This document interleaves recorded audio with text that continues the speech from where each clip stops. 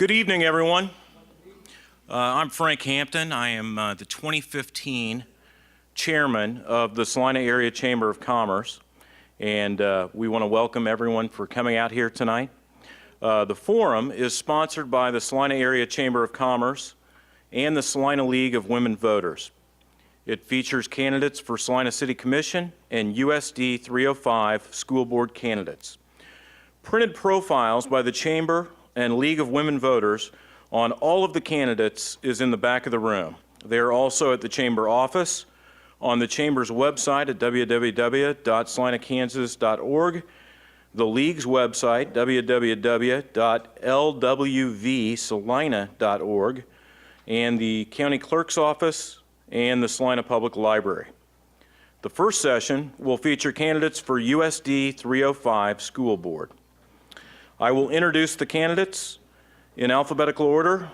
Starting on the far side is Phil Black. Next is Dawn Marie Booker. Then we have Carol J. Brandert, Brendan Burke. Nedra Ebel was unable to attend due to a previous engagement. Then we have Anne Marie Morris, Ramona V. Newsom, and Ann Zimmerman. Now I would like to introduce Abner Perney, who is the president of the Salina League of Women Voters, and he will review the format and the rules for tonight. Thank you, Frank, and thanks for the Chamber of Commerce for providing the space and doing a great deal of the work to put this event on every couple of years. On behalf of our members, I welcome you to this important public service event. This forum is being recorded by Community Access TV of Salina, and it'll be shown at a later time. We were unable to put it on the air live or on the cable live as it will come out. This time, direct you to the front row. Carmen Wilson will be our timekeeper. Everything's going to be timed to the minute, and she will hold up a yellow sign for the speakers when there's a half minute left and a red sign when it's time to be done on each of the questions and speeches. We've provided pads and pencils for the audience members to write down questions for candidates. In the second portion of this presentation, we will be using questions from the audience. They will be collected by league members, and there's a small panel of folks in the back that will try to consolidate those to eliminate redundancy and to be sure that the questions are of a comprehensive nature, not directed at any single individual candidate. They are to be questions of policy and intentions toward the office should the candidate be elected. So they will be answered. Everyone has an equal time, and everyone answers every question. The ground rules are as follows. Each candidate has 1 minute for an opening remark, 1 minute to answer each question, and 1 minute for closing remarks. The order of answering questions will be rotated, so each candidate will have the opportunity to be the first to answer. All questions will come from the audience or the media panel. Audiences, as I've said, when you're writing your questions, do not direct them to a specific candidate. Make them issue-oriented and general enough so that everyone should be able to respond. At that being said, it is time to commence with the real activity. Phil Black will be the first to make his 1 minute opening remark. Phil Black, please. Thank you. Kansas public education is under attack. Last year, teachers from all over the state came and convened at the state capitol to try to prevent the erosion of their rights, but they were unsuccessful. And what that should tell us is that we can no longer sit back as a general public and say, well, I don't get any benefits from this district. We need to see the bigger picture. I come from higher education. I never taught in the district. I don't get capers. I don't have a relative in the district. I don't have a wife in the district or a husband or any of that. And to use the words of a legislator, I don't share the house with somebody who works there either. But what I do know, and what I can see as clear as the nose on my face, is that the most important investment we can make in the future and in our children is through the public schools and the people who work there. That's why I'm running. My name is Phil Black. Thank you. Thank you, Dr. Black. Dawn Marie Booker is next. Hi, I'm a social worker and the care coordinator at Comfort Keepers here in Salina. I earned my master's degree at Newman University in social work and my undergrad in psychology and sociology at Wichita State University. At Newman, I served as both the vice president and treasurer of the Student Association for Social Workers. But most importantly, I'm the mother of 5 with my 2 oldest in college at my former schools. And I currently work with the geriatric population in our community. And formerly, I worked in Sedgwick County with SED children, which are severely emotionally disturbed children. And I was a community support worker out in their schools and did psychosocial rehabilitation, which is just a fancy word for behavior management, in their schools, in their homes, and in their other communities to help best manage their disorders. And I currently serve as a member of the Partners in Change here in Salina, which is an initiative of the the school district, Salina Area Tech, and the Department of Family and Children, and I'm here to represent A Voice for the Children. Thank you, Mrs. Booker. Carol J. Brandert is up next. Yes, thank you to the Chamber and thank you to the League for this forum. Thank you to those who have attended this forum and to those who will be viewing it later. My name is Carol Brandert. I was a teacher in this system for 27 years and I've served on the Board of Education for 12. Through my service on the board, I've been very privileged to work in a number of areas, including Heartland programs for preschool, Central Kansas Cooperative Education, which focuses on gifted and special education, the Salina Adult Education Center, and also the Salina Area Technical School, now college, serving adults. I think experience counts, especially in a time when public education is facing attack, as Phil said, from many, many quarters. I've taken an active role on the board because I believe the public deserves thoughtful, deliberate consideration of issues, not mere rubber stamping. Thank you for this opportunity. I look forward to this discussion. Thank you, Carol. Next, Brendan Burke.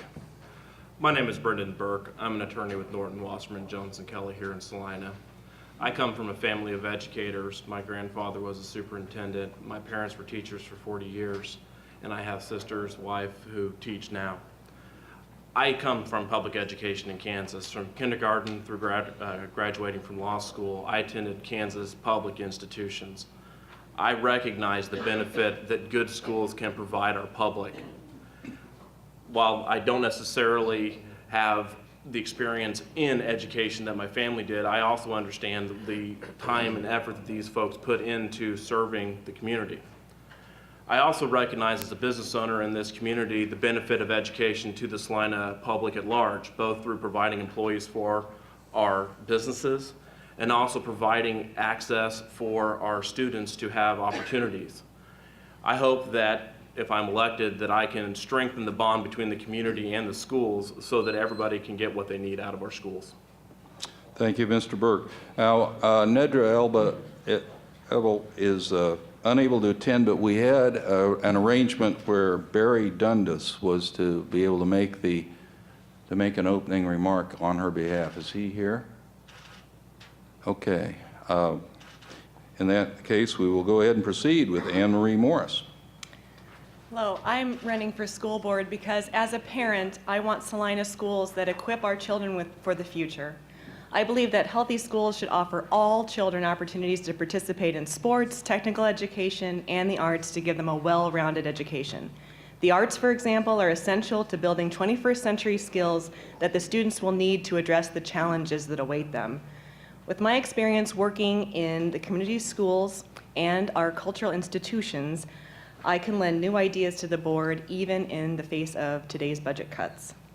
USD 305 will thrive with all of the good and positive changes that are in store through the bond, and I would like to see the district continue to create innovative, integrated learning opportunities for all children, preparing them to go out into the world with all they need to succeed.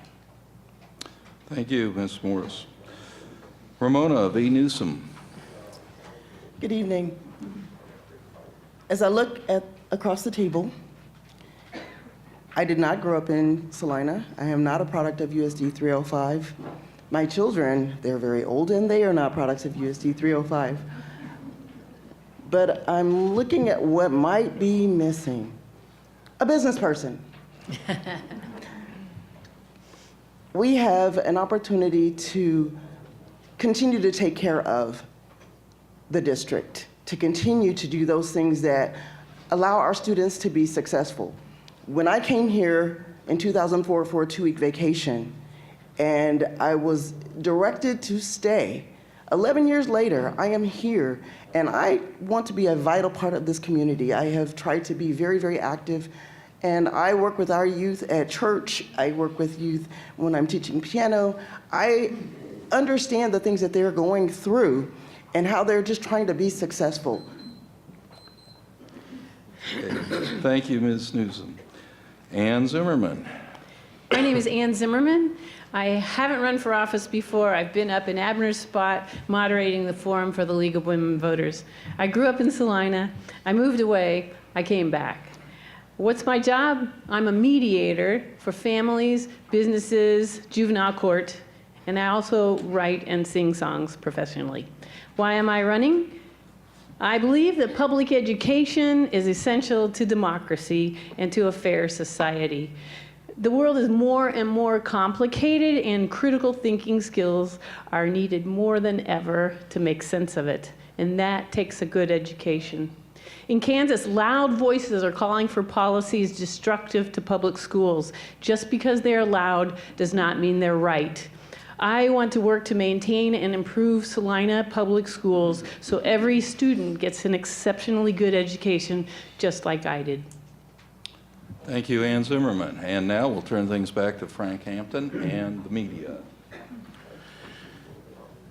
Thank you, Ebner. Now I'd like to introduce the media panel. We have Ben Weering from the Salina Journal, Randy Picking from Eagle Radio, and Todd Pittenger from the Salina Media Group. Ben, will you start us off with a question for the panel? Thank you. There's a move afoot in the legislature to move these elections to the fall, and I want to know how you feel about that, and would you prefer to, if that happens, to have those elections be partisan or nonpartisan? We're going to start with Phil Black. Oh, I thought we were moving. Yeah, we wanted to. Oh, do we want to start with? I don't mind. I'd be happy to We go. can go either way. We can start with Dawn Marie Booker. I would prefer that they are nonpartisan, and I would prefer that they remain in the spring so that we would start in the fall with the school year. Okay, now we have Carol Brandert. Yes, I agree. I think elections should be nonpartisan. I think tying up politics into the issues that are most important to students just really doesn't work very well. Additionally, bringing people on, electing them in November and bringing them on in January, when the school year, the fiscal year runs from July to June, is not a good idea. A lot of lag space. Okay, Brendan Burke. I don't believe that moving them to the fall serves any purpose other than to add it to a different time of the year. As Carol and others have said, making it partisan only creates further issues. I think everybody on this panel is running because they care about schools, not because of the letter next to their name. I think that involving politics in it will take away from what the purpose of a school board is, which generally should be represent the public, not a specific party. Moving them to the fall is only going to interfere with the smooth running of school districts. Frankly, you could end up with policies that start the year not being the policies that end the year, increasing cost, and as everybody here knows, it's not like schools have extra money as it is, so I don't see really any purpose in doing that. Okay, Anne Marie Morris. I think I agree with everybody on the panel. It doesn't make much sense to interrupt the school year, especially in the middle of a fiscal year. And it doesn't make any sense to make these partisan because what we care about are students and families, and teachers. Okay, Ramona V. Newsom. I see a consensus happening. And that's the good thing, is regardless who you happen to pick on April 7th, you'll have a good board, because the ultimate thing is it's all about the kids. If we have partisan, then that creates division. If we have it beginning in the fall, then we have an issue with a group of people coming in and possibly disrupting what's already in place, because that's now what's the issue. So it's somewhat irrelevant to have it, change it from the spring to the fall, and definitely it should not be a partisan event. Ann Zimmerman? I talked about this issue with Don Merriman, our county clerk and elections officer. He was concerned about fall elections, having everything in the fall. You might end up with an 11-page ballot on the voting machines, because there would be so many things happening at the same time. Republican friends and family members of mine are sort of aghast that education has become a partisan issue in some people's minds. Traditionally, and for most of us, regardless of our party, we are in favor of great schools. And I wish that could continue, and so fall elections with partisan elections doesn't make any sense. Thank you. Our next question is to... I get to answer too. Oh, Phil, I've already screwed up I'm gonna twice, make him sorry. stop. Yeah, having a school board start in January is disruptive, so that's just silly. But the thing, kind of the big bull in the china closet that we're not talking about, is this consolidation of power we see going from the right side, which seems to far right, which seems to also want to end public education. And an easy way to do that is just to turn it into a partisan election and then have a one-check vote that takes care of it all and make sure that people remain uninformed. So that's what really scares me about the whole thing. I think that good people here in Salina will make a good decision. I'm actually not all that worried about that part of it, but what I am worried about are the ones who aren't informed and know all they have to do is just check one box. So, thank you. Okay. Second question goes to Randy Picking of Eagle Radio, and we will start with Carol Brander. Good evening, candidates. Softball. Yep, we're waiting on that. Okay, maybe it might be high and tight inside. So. Being involved in a talk radio program 5 days a week, when it comes to education, I hear quite a bit about curriculum, too much spending, and the lack of discipline in our public schools. But when I do watch replays of your Board of Education meetings, and I do watch, not all the time, but I do watch, I see outside of those folks you recognize at your meetings and a Salina Journal reporter, your chairs are pretty empty. I'd kind of like to have you take a moment here to invite the people to quit calling radio stations with suggestions and maybe getting involved in the Board of Education meetings. Well, absolutely, that would be a marvelous thing. We'd be more than happy to have people come to our board meetings, and if there are issues that need to be brought to the board, those need to come before us. They may not need to come at that meeting. Maybe we need a little bit of a heads up. So if you contact our administrative personnel, those things will get to the board. You do have time to speak. We have a public forum, which allows you to get up in front of us with an issue just at that day, or you can put something on an agenda. So by all means, come. In fact, some years ago, we had an individual who was on the Board of Education who chose not to remain on because nobody came to our meetings, and he found them boring, I guess. I find them fun, but in any case. Thank you. Brendan Burke. Having not served on the board, I would just say that having been to several meetings, it is something that our public needs to be more involved with. The worst part of politics, not that we're trying to make this partisan, but it is an election, is people want to complain, but they don't want to vote. The fortunate part is our school board, while they are receptive to listening to the public, I can say both in representing children, having gone to schools on other issues such as during the bond election, we have fabulous administrators who in the buildings are capable of taking care of many of the issues. While they don't necessarily speak to the larger issue of curriculum and discipline, most people just want somebody that they can talk to. I've never found any of our board members to not be receptive, but I can say that I think the reason why you don't see a lot at the board is because people aren't there to complain, because these schools themselves have administrators who are receptive to the public's concerns. All I can say is if they call, so tell them to go to the school their students attend. Thank you. Anne Marie Morris. I've been on the other end of the school board. I've gone before the school board to give presentations as my role as curator of education at the Salina Arts Center, and so I know kind of that process. It was, you've got to plan, you've got to set up a date and things like that. So maybe there is a way to create some forums, to create some community meetings or something to that effect to make it easy for busy parents to contribute to those things, and then maybe have a representative go out into the community rather than come here to us. So, but I do know that the administration, like Brendan said, are very good about polling parents, giving surveys out, and things to that nature. So I think the parents have an opportunity. It's just that maybe we need to go to them more often. Thank you. Ramona V. Newsom. Having attended several meetings, it is disheartening to see the empty seats.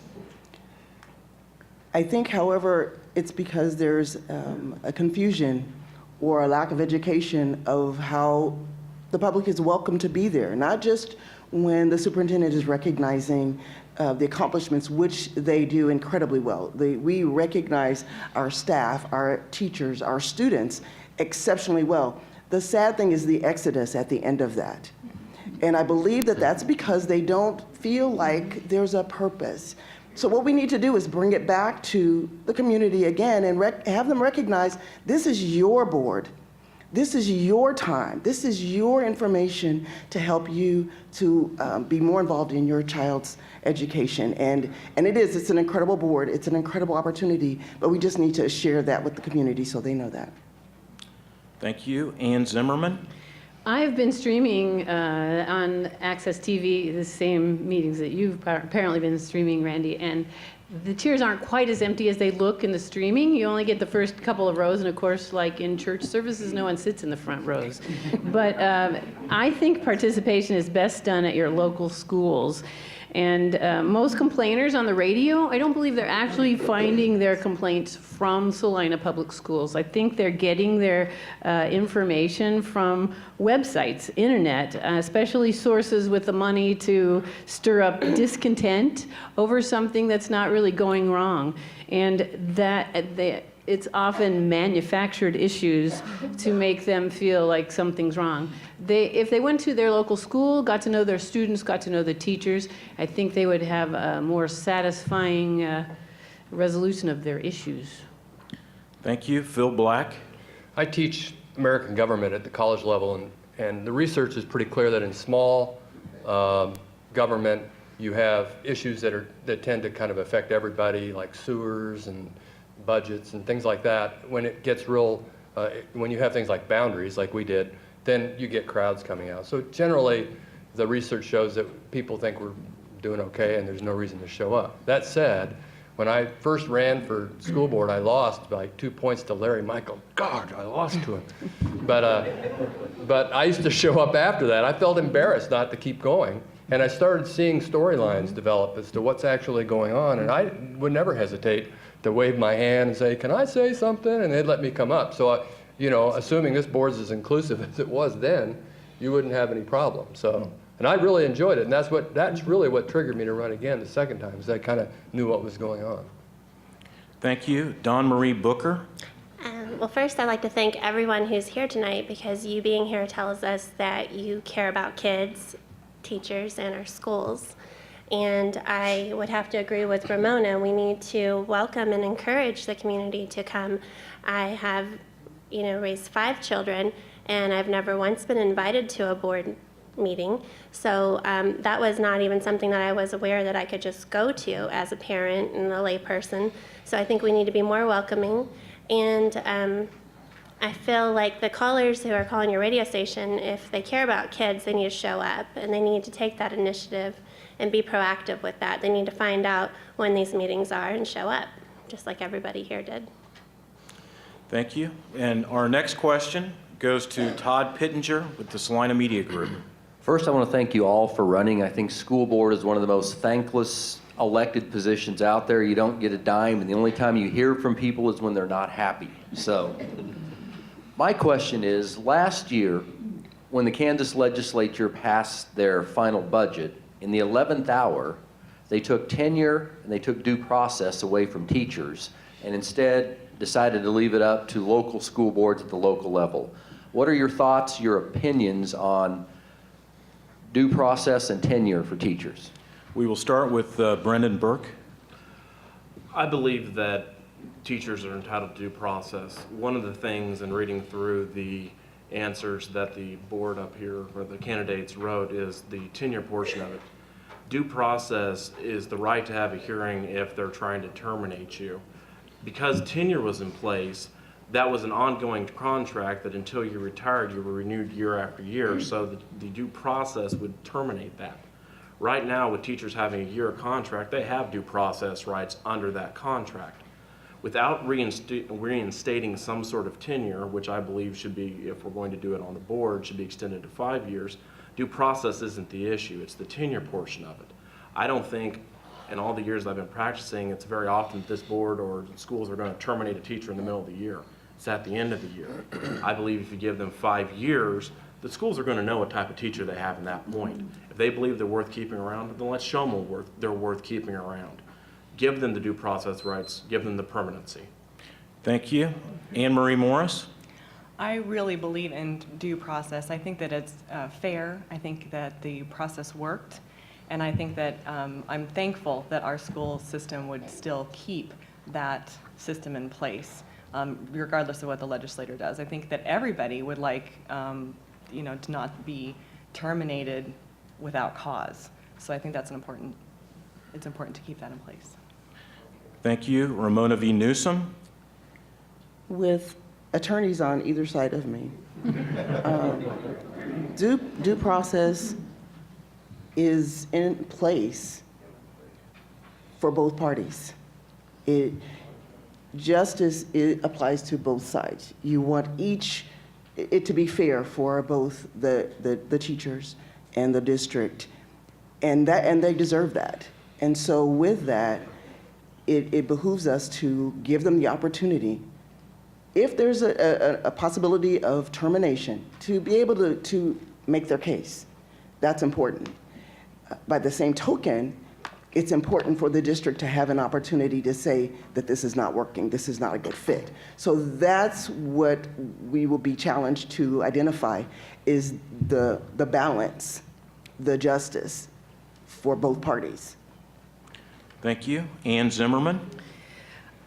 I was glad to hear from Brendan about the tenure, because I'm still learning about this due process issue, except that I know that it did get changed in the middle of the night and inserted into a bill without any debate. And I do want to name names. That was our own Tom Arpke that did that in the middle of the night.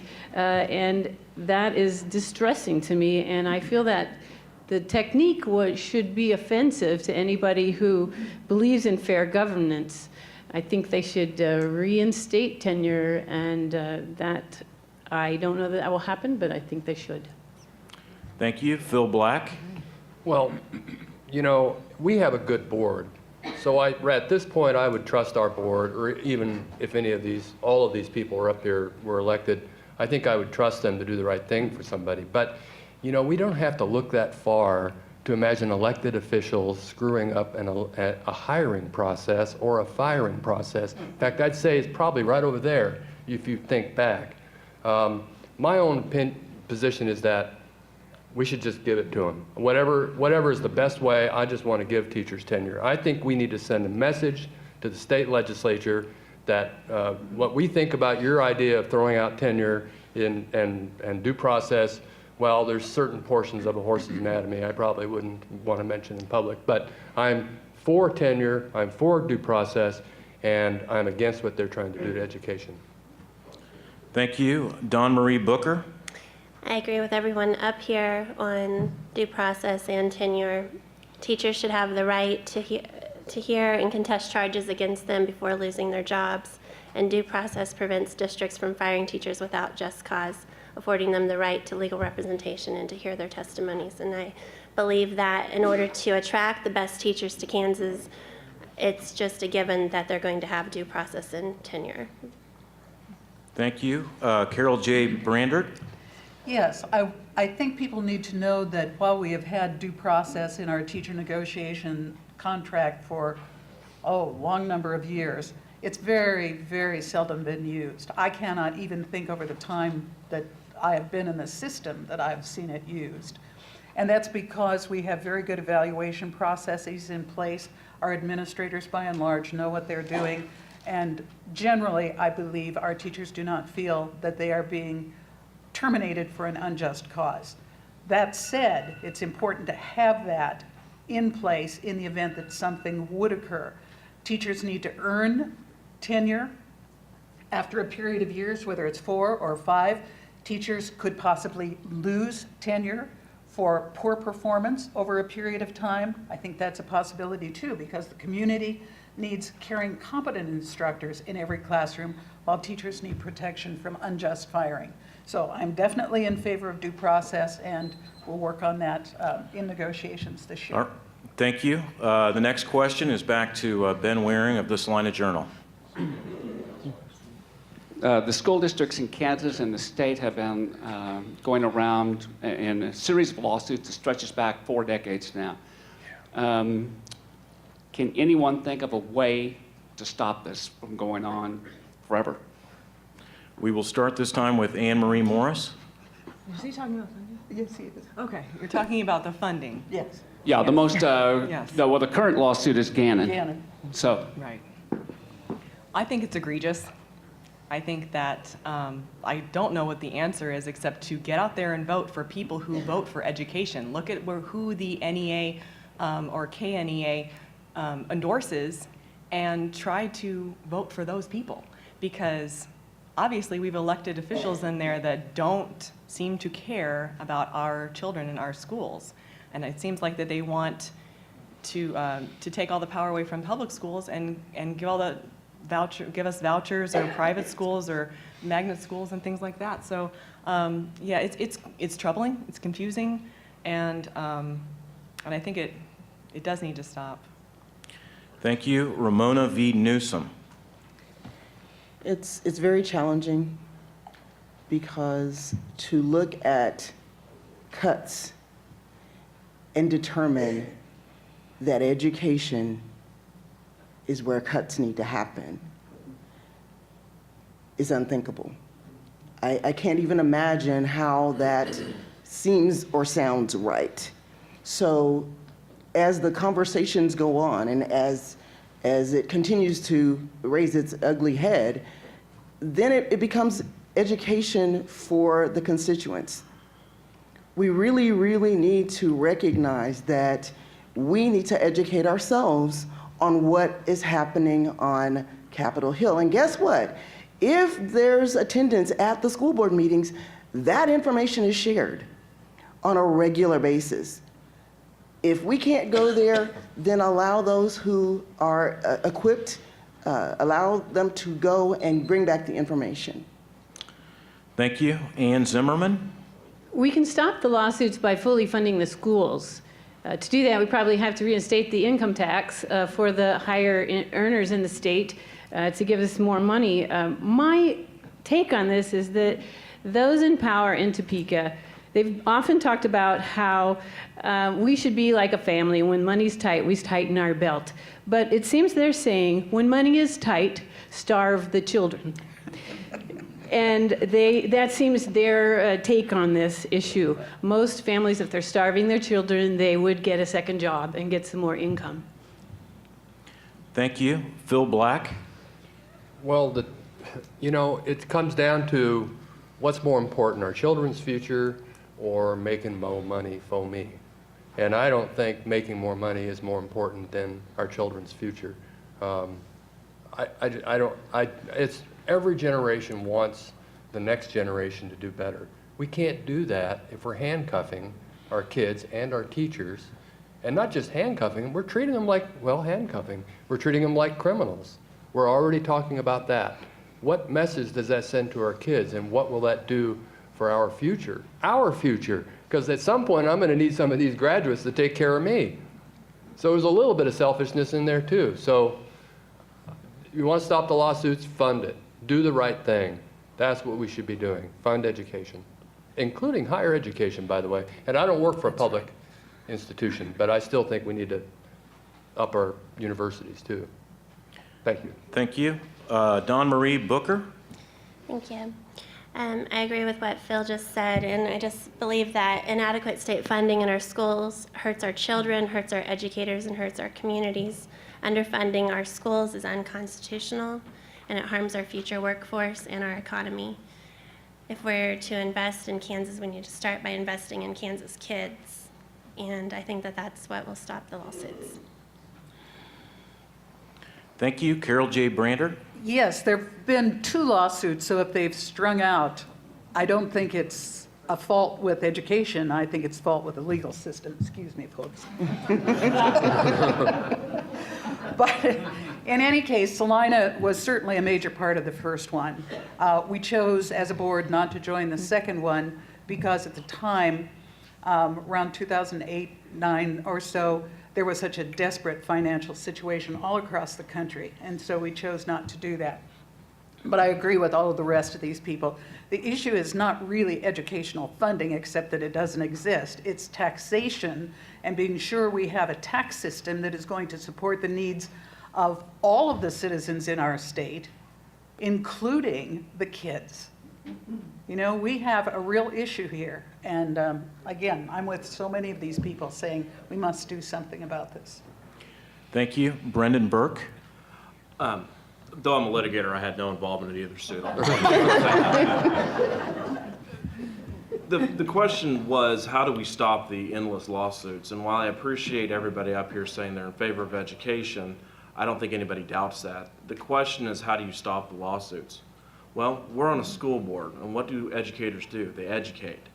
The school, I think, can do a much better job, schools do a better job educating our elected officials, those candidates that are running, about the actual funding cuts and how they're affecting students. It's very easy to say, we're going to cut parents as teachers, and most people down the street are like, okay, what does that mean? Bring them into your schools. Say, we have these desks that are falling apart because we had this funding cut. We had to eliminate these teachers and have 40 kids in a classroom because we've had these funding cuts. While I appreciate the board has invited them, we need to continue. Only by educating them as to the effect are we going to get anywhere. Complaining repeatedly involves lawsuits, and while I appreciate the work, that's not what we're looking for. Thank you. And now the clock is telling me that it's time to turn it over to Abner Perney, and Abner will moderate the audience questions. Thanks to the media panel for your time and patience and appearance here tonight, and for your coverage of the election throughout the whole process. Might mention that you can vote starting next week on the 18th, advance voting, and that the actual election day for the traditionalists who would like to go to their polling place and vote is April 7th. Okay, so we're just about on schedule, and now we get to the fun questions. And I believe first answering candidate will be Ramona Newsom. There was no fun? I'm sorry I said that, Ramona. Somebody said to have fun with this, and now I'm just having too much fun. I'm sorry. Okay, are we ready on the timing? And here is the first audience question. What, in your opinion and approach, is the single most important factor in a child's education? The single most important. Passion. If we can instill in them the desire, the passion, the realization that education is their key to whatever they want to accomplish. Sometimes life gets in the way, but there's still an opportunity for them to grow. So the single most important thing is for us to give them the tools to gather the passion to pursue their dreams. To me, Salina is the over-the-rainbow place. Anything that I've wanted to accomplish is here. I want our students to feel that as well. Ann Zimmerman. Wow, that's really cool. Yeah. I think the single most important factor in a child's education is the child's parents. And if you have fabulous parents, you're probably going to get a fabulous education, no matter where you go to school. But for those who don't have parents that are well educated or not able to function well, those are the ones that give us the largest challenge, and those are the ones we need to put extra effort into. But if you're a parent, please understand that you're the most important person in that child's education. Thank you. Phil Black. Well, you want to cut their funding and take away their, no, that's what you're not supposed to do. So I got it backwards there. You know, the problem is I did get a doctorate in education. I'm thinking of all the isms I've studied. And you're thinking, oh my God, which one do I pick? You know, a relationship between a teacher and a student is imperative. They've got to be able to establish that relationship before any of these other things come along. But there's also the part that we need to make sure that they have the tools when they do have the relationship. That doesn't mean that they couldn't teach without the tools. It doesn't mean that they couldn't use the tools without the relationship, but I say the relationship is probably the most important thing. And looking back at my own teachers, the ones I remember, man, they were great teachers because I had that connection with them. So to me, relationship would be the single most important, but there's a whole bunch of other stuff that goes with it. Dawn Marie Booker. I'm going to cheat here a little bit and say a relationship, the connection with their teachers, and also a safe environment. I believe our students need to have that connection to form that passion and that purpose that Ramona talked about that makes them love school. And as a child who was bullied 3rd through 8th grade, I think that they need a safe environment where they don't have to fear or dread going to school. Okay, thank you. Carol Brandick. Yes, I'm going to agree with Ann that I think the most important thing is the parent. And where there is not that strong parenting skill, then it's in loco parentis, the teacher. And that has been proved over and over again. Teachers stand in the stead of the parent many, many times. And they're what give kids what they need in order to grow and succeed if the parent cannot. Brendan Book. The most important thing, I think, to a successful education is time. Whether that's time in the classroom, time on the sports field, time with the parents, time with the janitor in the hall. Students crave attention. Doing domestic litigation, I can tell the parents who are involved and the parents that aren't. I had a judge who said, you know, you can tell those parents who work together and involve themselves in their children's life. And when they grow up, you say, you know what, those are good kids. And unfortunately, we see those parents who don't. Teachers are one of the most important factors in a student's life, but it's not just the teachers in the school, it's the principal, it's the lunch lady, it's the janitor. But ultimately, it's all about time. It's time spent with the students, showing them that they matter and showing them that they are something worth investing in. Okay. Anne Marie, one more time. I agree with everyone up here. I think that curiosity and instilling a sense of curiosity is probably the most important to me. And I think that the way to do that is to support parents, especially parents that Ann talked about that might not have the resources at home. And one of the things that I know about is developing those programs that can help support parents in their education and help students retain that sense of curiosity and wanting to learn and seeking more and more opportunities.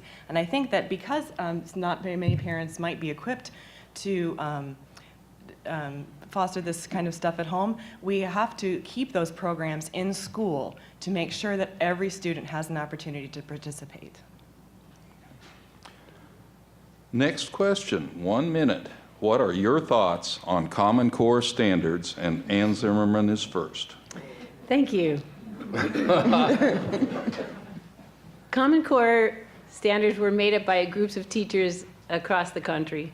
They had no connection with the federal government. But in Kansas, we have our own standards. They're called the College and Career Readiness Standards. We've always had standards. Every few years, they make new standards for the different subjects. And And so they are always evolving. Ours now are called College and Career Readiness, and they foster critical thinking and all the things the kids need by the time they finish school. I'm fully in support of the College and Career Readiness standards. Thank you. Down to the other end of the table, Phil Black. They're standards.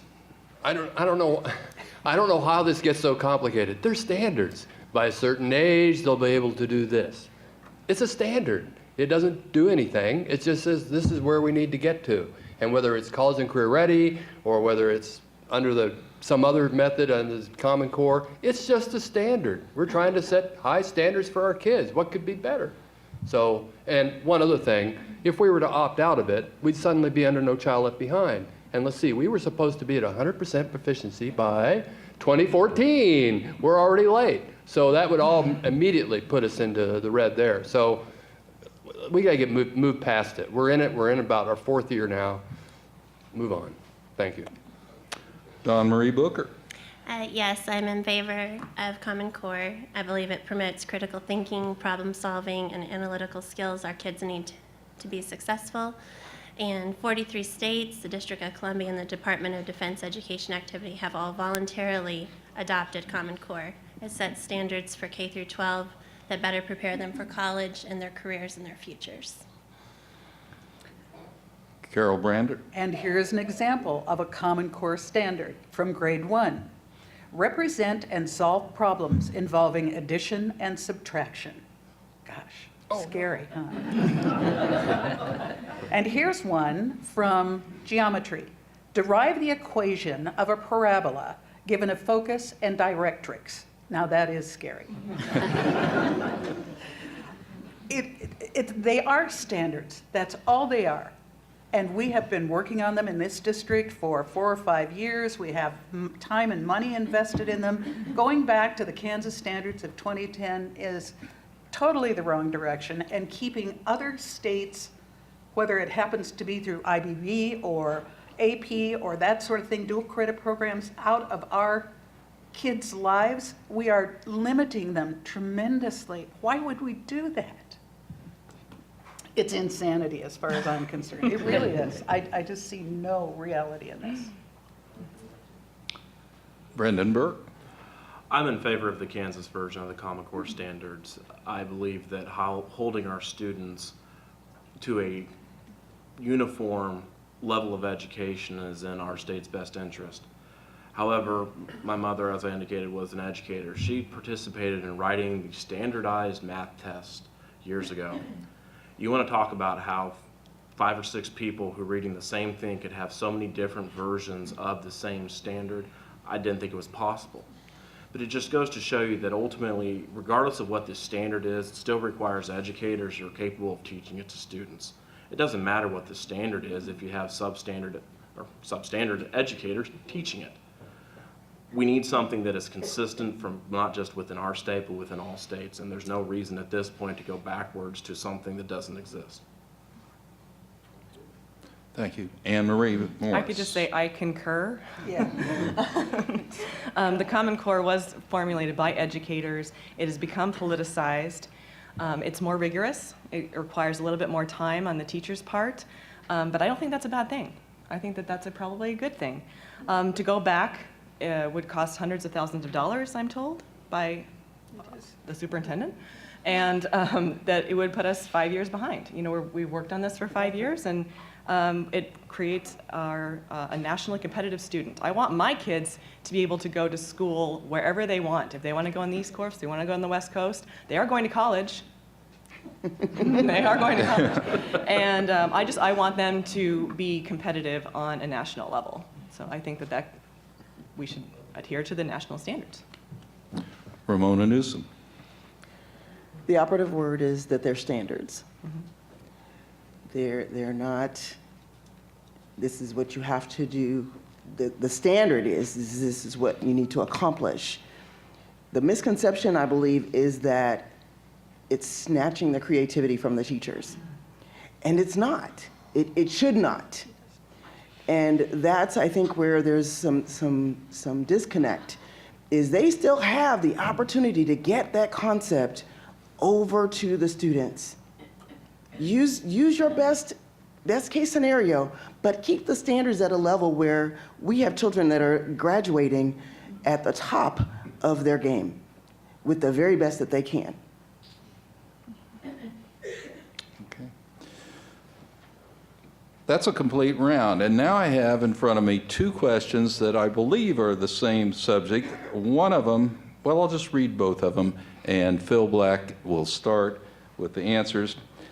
The first one that was handed to me says, do you support the plan to change the school finance formula? Please answer yes or no. The second question. Well, this will be quick. The second question, so you can answer yes or no, but then please express what is your opinion of the proposed block grants to finance schools.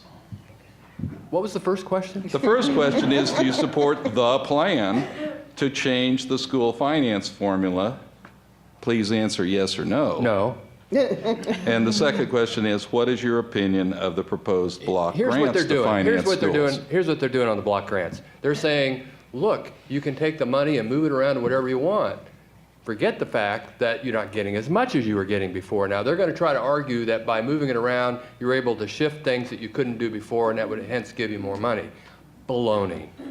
We need to fund the formula that we've had that's worked so well for so long and quit fooling around with a block grant so that we can somehow get Sam Brown back his tax cuts permanently or something. So, no, they work just fine the way they've been. We just need to fund them. I don't know what else to say. That's it. Well, that's almost a yes and no. That was, I gave you a no. okay, yes, we got a no. Yes, I and did. it's now No. Dawn Marie Booker's turn. Do I need to repeat the questions? No. Okay, thank you. No. My answer is no, and I'm not in support of block funding either. That was short and complete. Carol Brandert. I understand that most of the dollars that the block grants would provide are going to go into Capers funding anyway, 3/4 of the amount. And that doesn't help anybody in the classroom at all. Also, there is no provision for increasing enrollment in districts, no provision for any kind of weighting for students who are disadvantaged in any way. And there was, I think until just recently, no sunset to that block grant. I think there was an amendment now that says 2 years, but there is just no way that block grants are going to do anything for education except hurt us. Brendan Burke. No, I'm not in favor of the block grants. It appears if you only have so much money going in and you're having the same amount of money going in, just different ways, it's still the same amount of money. The problem that I see with the block grants is twofold. One is the fact that with the sunset provision, we're just kicking down the road, I think, 2 years, the problem that is existing now. And if Washington and our state legislature has shown us anything 2 years from now, not more optimistic they're going to have better ideas or a better reality as to how to fix it. Second, given that, from what I understand, the block grants are based upon enrollment and don't take into consideration special needs, special ed, or any other individualized factors for a district, you could have a district that significantly loses funding from what it is now under the old formula, which I think pretty much all districts have said they're going to. I just don't see the purpose of doing it. It's still the same amount of money. It's still the same problem. Anne Marie Morris. I'm also not in favor of block grants. I think that what we've had in place has worked, and what we need to do is tax the top 1% so that we can appropriately fund our schools, as the justice system has told us that we need to do, and that block grants represent $1 million loss to our school district, which we can't afford. Ramona Newsom. No to question 1. No to question 2. Block grants are a smokescreen. It's just a way of, it's not even robbing Peter to pay Paul. It's just robbing everyone. It just, no one gets what they deserve. And so it's a nice way of saying, we're not going to give you even as much money as we said we were going to give you, which is less than what you really deserve anyway, but you should be excited because it's a block grant. There's something, it sounds bigger and more exciting than it is, and we can't allow the smokescreen to just make us think that that's a great thing. Ann? No, I'm not in favor of the block grants.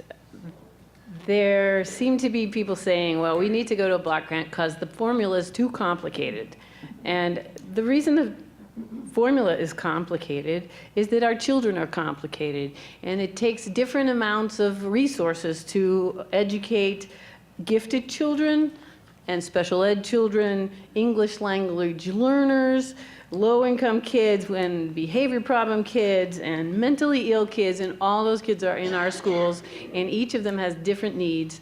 And all those differences make a big difference, and they have different costs associated with them. And to just say, treat them all as a lump and give them a block grant, that doesn't help our children. Very good. Okay, we, I believe, have been through the entire circuit again, and we are ready for Dawn Marie to be the first answering person to the question, what experience do you have that will make an impact on USD 305? Well, as you heard me mention before, I am a mother of 5. I have 2 in college. One's a junior, one's a freshman. One's a freshman here at Salina Central High, and I have a middle schooler and a preschooler. So I have that personal experience as a mother. Also, I worked for 5 years with SED children. Most were ADHD, but some also post-traumatic stress disorder. And these were children that were products of what we talked about before. Parental neglect, parental abuse, namely, is what I saw, mostly neglect. And having that experience working with these children, I feel like just being a voice for them on the school board is important because there's nobody speaking up for these children. Carol Brander? Well, I think that I have my years of experience here as a teacher for, as I said, 29 years in the district, 12 years on the Board of Education. My continued desire to serve this community, to make the best educational system out of USD 305 that we possibly can to serve the needs of all of our kids. And that's just where it's at. I think this is an extremely strong group of candidates, though, and I do need to say that. I think this is a marvelous panel, marvelous. Thank you. Brendan Burke. What I bring from my experience is I am a business owner here in town. I see the products of our school system, both from employees' perspective, clients, and also representing people volunteering at the schools. I see the bigger picture. Unfortunately, I see all too often when it fails our students and it fails our children. I also come from a family of educators. I know the time that they put in. I remember my dad getting home after coaching at midnight from riding the bus back from a track meet. I know my mom working through the summer to rewrite the curriculum. I've seen a lot, and I want to bring that experience to try to maximize what our schools can provide for our students. It shouldn't just be those of us that have good parents, have money, have clean records that can provide for our students. All students deserve the opportunities, and it's our job as school board members to provide that for them. Thank you. Let's see, we're now ready for Anne Marie Morris. I'm also a parent, although my children are quite a bit younger than Dawn Marie's. But I've served for 8 years as the curator of education at the Salina Art Center, where I have developed programs for, and partnered with teachers and worked in classrooms. So I've partnered with a lot of teachers and gotten to know them. I've gotten to know a lot of students. So I bring that experience to the table. Ramona Newsom. My experience is interesting. I am the product of not one but 2 teacher strikes. this has been a blessing that here, that's not been an issue. The experience that I gained from that was the fact that we need to reverence, we really need to acknowledge how much our instructors give of themselves and support them. Why? Because ultimately, it's all about the kids. They suffer when there is discontent, when there is not funding available. So I'm bringing an aspect of we've got to do something. We've got to give them what they deserve. And I work with them in my church. I work with them when I'm teaching piano. So I believe that I have a feel for when they're excited and when they're not. And we need to make that happen. Ann Zimmerman. I went to school here in Salina. I have nephews and a niece in USD 305 schools who keep me in touch with the schools. I have a degree in elementary education at K-State. I taught inner city schools for a short time in Kansas City, Kansas, and some substituting here in Salina. I have been, I present musical programs in the schools through the Arts and Humanities, Salina Arts and Humanities. This year I've been there 52 times. I've been teaching preschool Sunday school for over a decade. I'm in touch with the preschoolers. I also have a law degree from Harvard Law School, which has got to be worth something. I'm invested in Salina, and I'm willing to give up my time for the school board. Thank you, Ann.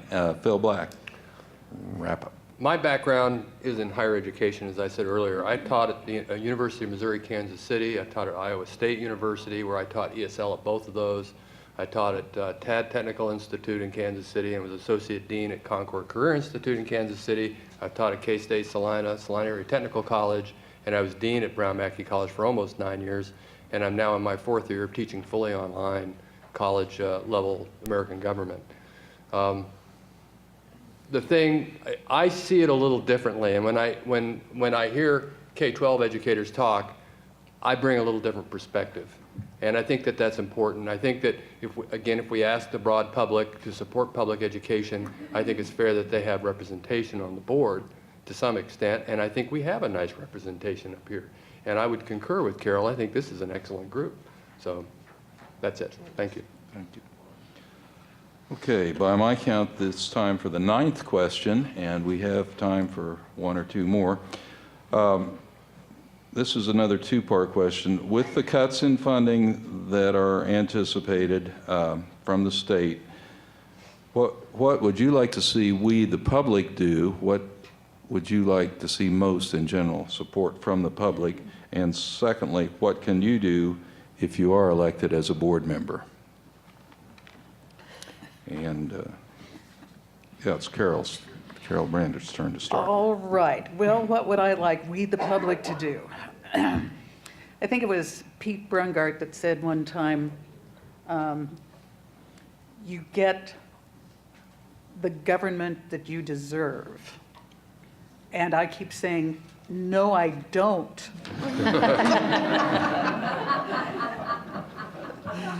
But indeed, it seems to me that that's the case.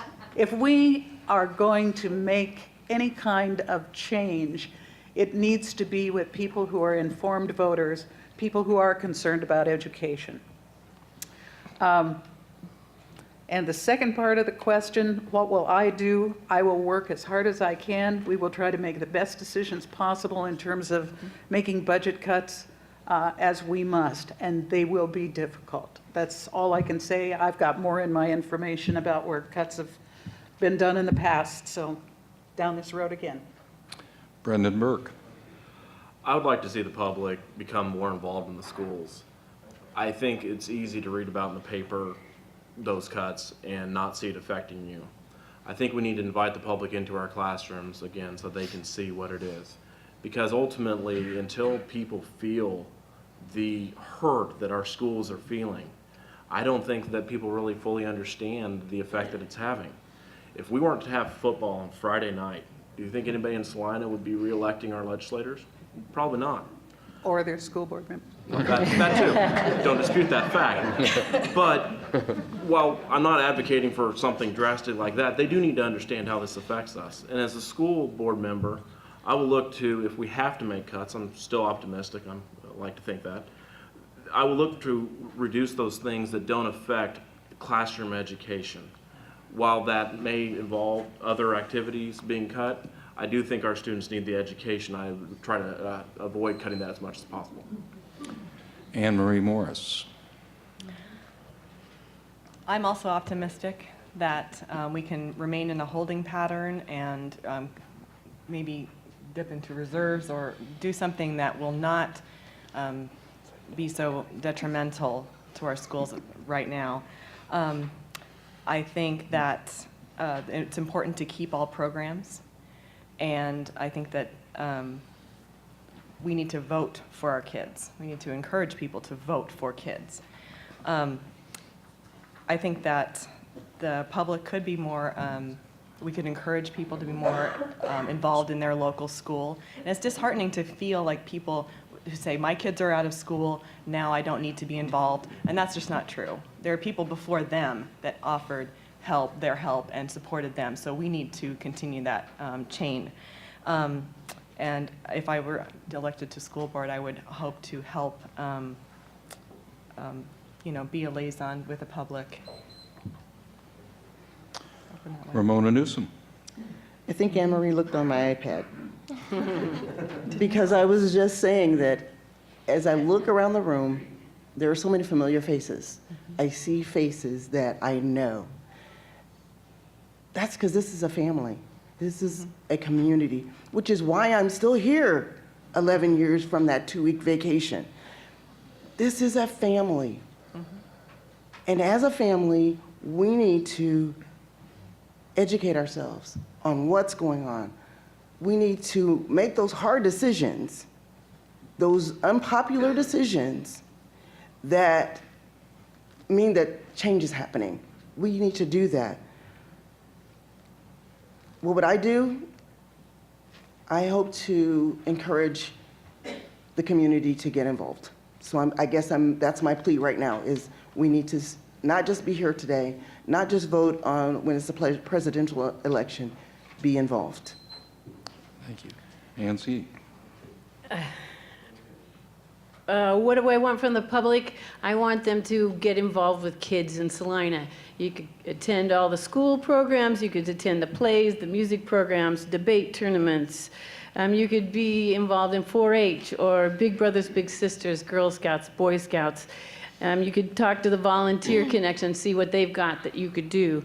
You can involve yourself with a church that has kids in it. You talk to kids and be that adult for some kids so that they know there's an adult who cares.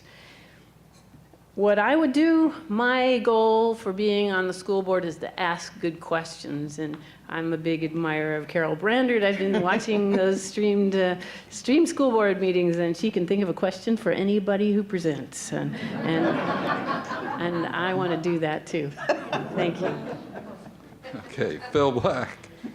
You know, my students will occasionally complain about the government. And I always come back and say, it's not the government, Baba, it's us. We're self-governing. Even if we have a representative government, to some extent, we're still self-governing. And if you look at what our ancestors went through to get this far, they were informed, they worked at it. And I would even say we could go so far as to read the journal, contrary to what of our representatives might want. But no, we need to be informed. We need to be involved. You can't just vote and call it good. It doesn't work. I mean, it just takes any of us who have done any kind of organizing or activist kinds of things know that it's hard work. Democracy is hard work. It's not. We've seen it in the last election. I think everybody thought it was going to be a different result, and it didn't turn out that way. We didn't work hard enough. So we've got to get out as a community and make sure we let our representatives know what we want, both through our vote and through our being involved. Dawn Marie Booker. I would like to see renewable green energy in all of our schools. This is a simple way that we could reduce operating costs by 30%, which doesn't affect our educational quality, but greatly reduces our educational cost. And what can I do?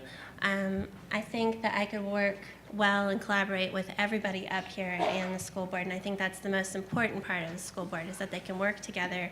And what I'm so encouraged about today is that we agreed on so many things, and that is so encouraging, and that everybody is up here for the same reason, for the children and for our schools. Okay. I think we will now return things back to Frank and go for closing statements. Thank you, Abner. First, real quick here, is Barry Dundas here? Barry, do you, I tell you what, we'll go in alphabetical order. Barry is going to speak for Nedra Ebel, who had a previous engagement. We'll start with Brendan, and then staying with the alphabet, we'll go to Ebel. And if Barry, if you want to come sit up here, and you can speak the statement from Nedra after Brendan starts us off on the closing remarks. That's where we are, correct? Yes. Okay. Brendan, why don't you start off? I would like to thank all of you for coming here tonight, taking up your evening to become informed citizens of Salina. I'm asking for your vote. I believe that I have the experience, I have the desire to serve the Salina school districts. I believe that our teachers deserve representation that understands the bigger picture. I believe that our children deserve school board members who are going to get the community involved. I have no illusions that our legislature is going to fund our school district. And while I appreciate everybody's optimism up here saying that us writing them is going to fix that, it's not. Lawsuits won't either. All it does is cost money. But what the community can do is replace that money with your time. The most valuable asset we have here in this room is our time. And while we may not be able to make it up with money, you guys can make it up with your time volunteering in your school. I intend to try to make it up with my time volunteering for the school board. I appreciate your vote. Thank you. Okay, and next up, like I said, Nedra Ebel could not be here, so Barry Dundas will read closing remarks. Thank you. Nedra apologizes. She actually is sick this evening and could not be here. She did send a statement. She would like to thank you for coming out. She encourages you to read her answers in the questionnaires that were handed out, and she appreciates your ability, your desire to vote. Nedra has been a school board member the past term, and she studies all the provided board information, studies the Kansas State Department of Education and Kansas State Board of Education information to assist her in making all of her decisions. Her education combined with her study and dedication and her past history on the board has demonstrated a passion for the success of Salina students, and that is why she is running for the school board. Okay, next up, Anne Marie Morris. Thank you to the chamber and moderators and all of you for coming tonight. I would very much appreciate your vote in April. I have the experience and the abilities as a parent and an educator to bring new ideas to the school board. I'm a staunch advocate for public schools. It is our responsibility to make sure that Salina's kids have a well-rounded education. They want to participate and contribute to the community, and I think that's critical to the health of our community. I will always advocate for teachers, listen carefully to parents and families, and to work to ensure that all students have the opportunities that they need to succeed at USD 305 and in the future. Thank you. Ramona V. Newsom. I love this community. I believe in possibility for our kids. I don't have all the answers, but how many rookies do you know that have all the answers? My desire is to offer my time, my attention, to pay closer attention to those who go before us. There are still 3 remaining individuals on that board. There's wisdom there. That's what I want to do. I want to be able to glean from them, and I want to bring a new sound. Maybe there's a different perspective. Maybe there's something else I could add. I would like to be able to do that for this district. Ann Zimmerman. Thanks to the League of Women Voters and the Chamber of Commerce for hosting this forum. I know exactly how much work that takes. I hope you'll read the questionnaires in the candidate booklets, and I also have a Facebook page and a website, and they're listed in there. In the Chamber booklet, I left off the .html that goes at the end of the website address, but it's correct in the League booklet. Also on my website, I will be posting all the questionnaires I've been filling out, and we've had a lot from Salina NEA, Equality of North Central Kansas, Salina Journal, Salina Media Group, and they're all a little different. I want our students to find that when they become adults, they have what they need for a successful, fulfilling life. Please vote for me, Ann Zimmerman, on or before April 7th. We have to have excellent and fully funded public schools to live in a fair society and maintain a thriving city. I got a great education in Salina, and I want every student here to have that same opportunity. Phil Black. We talk a lot about school finance, but when we're asking the public in general to invest in public education, we need to talk about more than just school finance. We need to give them let them know what you can do with education.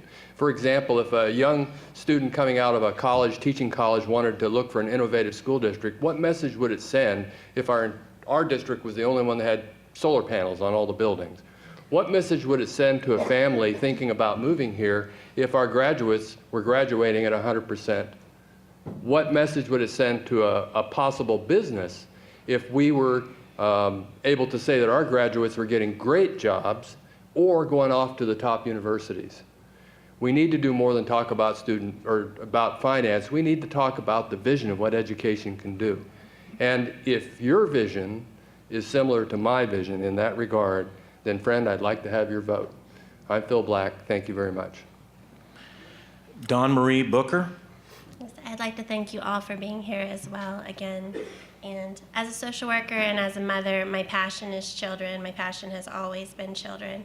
And I'm just excited to be here, just for this opportunity to be here and to even be considered for your school board. So thank you for that, Salina. Carol J. Brander. I'd also like to thank the League and to thank the Chamber and all of you who have attended. This is a wonderful crowd tonight. I deeply appreciate your past support, and I do promise, if elected, to research and question, to try to make the best decisions possible for students and for our community as a whole. I know you're all familiar with the slogan, learning for all, whatever it takes. Perhaps you're not as familiar with our district vision statement, meeting the needs of every student in a culture of excellence, a culture of excellence. I believe in those words, and I work to make that a reality. I will appreciate your vote. Abner. Okay. Well, we thank you, candidates, for your willingness to stand up and be willing to serve our community and for your participation tonight. We will now take about a 12-minute break until 7:30 when we change over to the City Commission election forum. So thank you, one and all.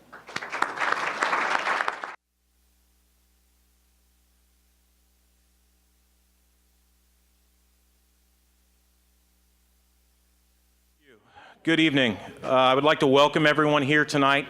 I am Frank Hampton. I am the 2015 chairman of the Salina Area Chamber of Commerce. The forum tonight is sponsored by the Salina Area Chamber of Commerce and the Salina League of Women Voters. The session features candidates for the Salina City Commission. Printed profiles by the Chamber and the League of Women Voters on all the candidates are in the back of the room. They are also at the Chamber office, on the Chamber's website at www.salinakansas.org, the League website, www.lwvsalina.org, the County Clerk's office, and the Salina Public Library. This session features candidates for Salina City Commission. Let me introduce the candidates. We will start on the far side with John Bowman. Next is Trent Davis. After that is Randy Hardy, who is not able to attend tonight. Randy had a previous engagement. Next is Joe A. Hay, Jr., then Aaron Householder, Carl F. Ryan, and Stephen R. Swenson. I would now like to introduce Abner Perney, who is the president of the Salina League of Women Voters. Thank you, and welcome again to this public service event. It is being recorded by Salina Access, Community Access TV, and it will be shown several times on the cable system here between now and the election. The election is April 7th if you like to go in person and vote.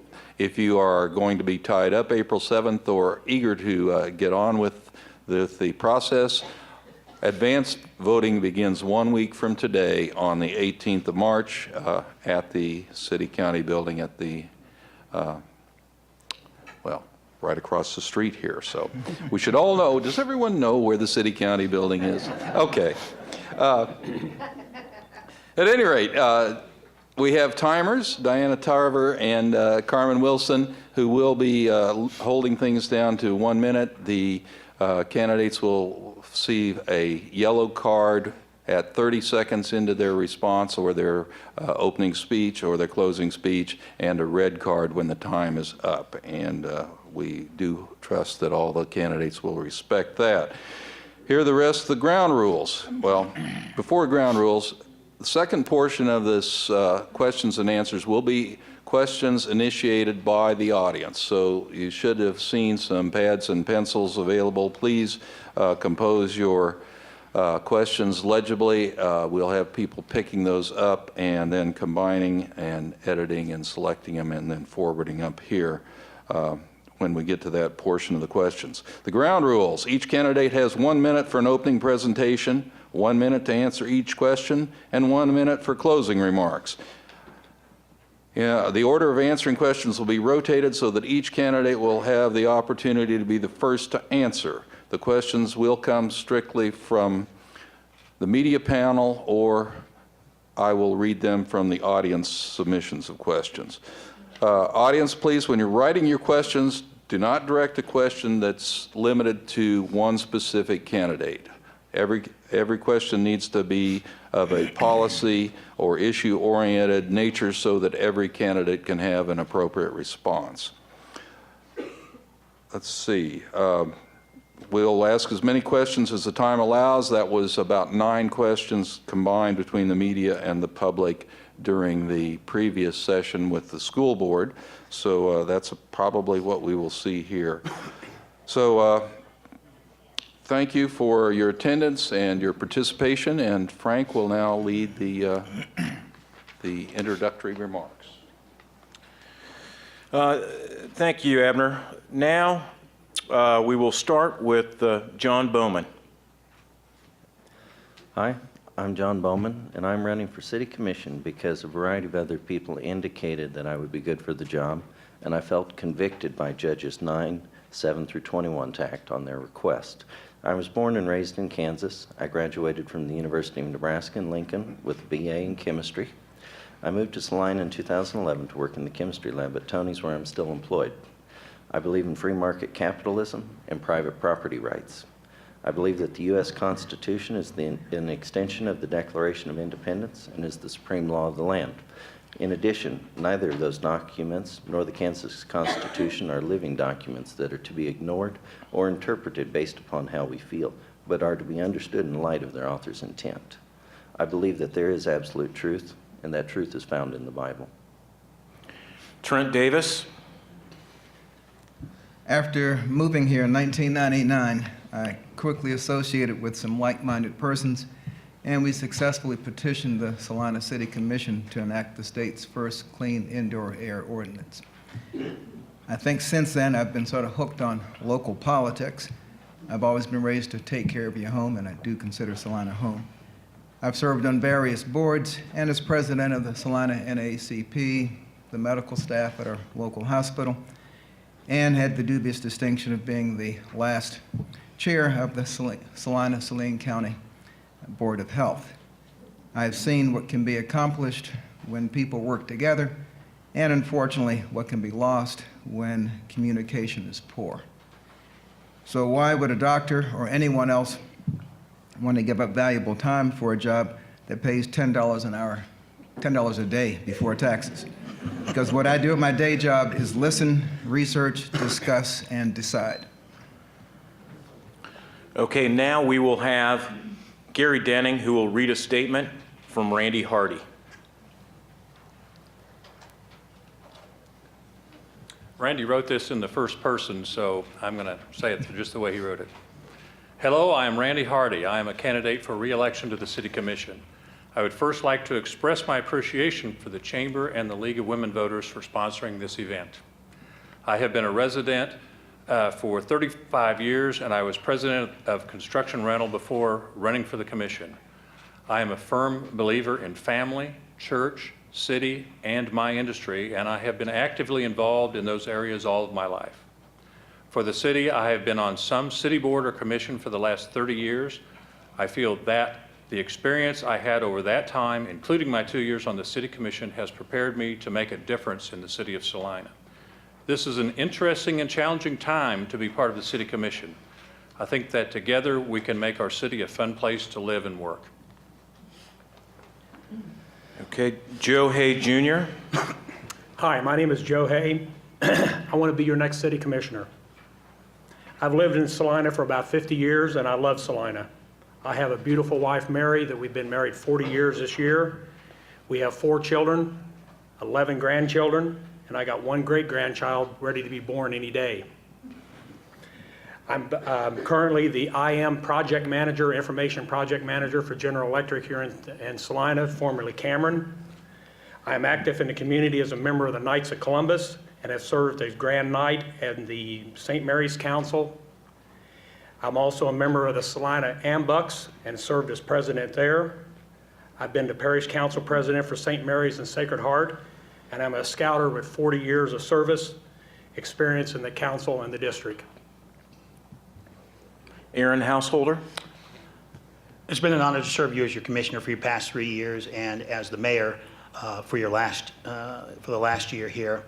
4 years ago when I set up here, I asked everyone to try something different. If you're not a sports fan, to go to a sports event. If you're not a music or art fan, to go see some music or art. But just to change the way we look at things. And I think our commission has done that over the past 4 years. I also said that I wasn't going to be a reactive politician, that I was going to be proactive. I wasn't going to sit and watch these things come across our desk, have a 20-minute meeting, much to the disappointment of our city manager, I'm sure, who we often keep till 10 o'clock at night sometimes discussing the issues very deeply, because it's important. We tend to come across things that weren't thought out very well 25, 30 years ago, and then we have to deal with it now. We don't want to burden people down the road with that. We've made a lot of serious decisions, but I think we've had a lot of fun in the process too. And I think it's obvious, I think you could probably guess that probably community access's viewership has gone up quite substantially in the last 4 years. Carl F. Ryan. I'm a lifelong Salina resident, and I'm a homeowner, church member, lifelong YMCA volunteer, and I've been active in Salina's commercial and fraternal and social life all of my life in Salina. I have a loving wife, Jody, and I thank her for being here this evening to support me. And I've dared to bring 4 children into this world and raise 6. And I've worked the last 40 years to be the best I can at my profession. Sometimes people take Salina for granted, and what a great place that Salina is. It's not as bad as the media paints us. We need to remember how important this gift of community continuity is. We have Midwestern middle-class values. We have networks of people to go to, people that you here and that care about you, and they want to give you a positive vibe and a leg up. I'm running for City Commission because I want to help my community thrive and grow for the sake of the ones I love, and to make the image of the commission something for Salina to be proud of again. Stephen R. Swenson. Yeah, hello, my name is Steve Swenson. I've lived here in Salina on and off for about the past 30 years. I've worked at and owned businesses and ran businesses in that entire 30-year time frame, here locally and out of state. I worked for the D.L. Beanies for 20 years, running McDonald's. I currently work at the Easy Home store in Sunset Plaza. My mother was born in Gypsum. Actually, she was born here, but she lived in Gypsum. They grew up there. So my family history has been very, very cored in to the state of Kansas, especially in the Saline County.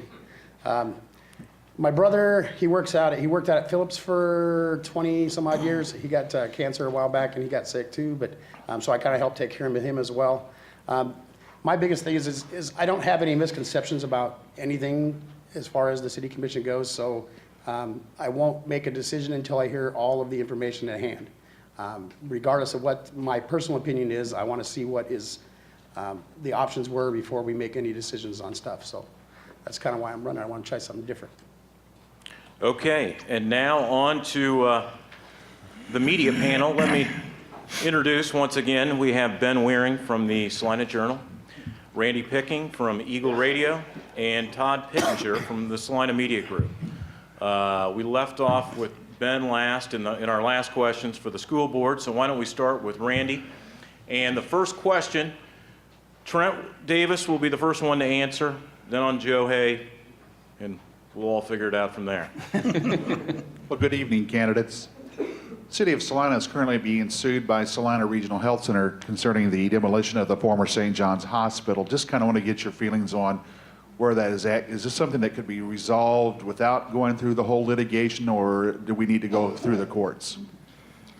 Well, I'm going to unfortunately probably throw a monkey wrench in answering that question, in that I had to recuse myself from the hearing because I've served on the board of Salina Regional. I'm employed there, so I will not render an opinion at this time. Okay, Joe Hay? You know, it's a shame that we got these historic buildings in town and, you know, we've let them run down.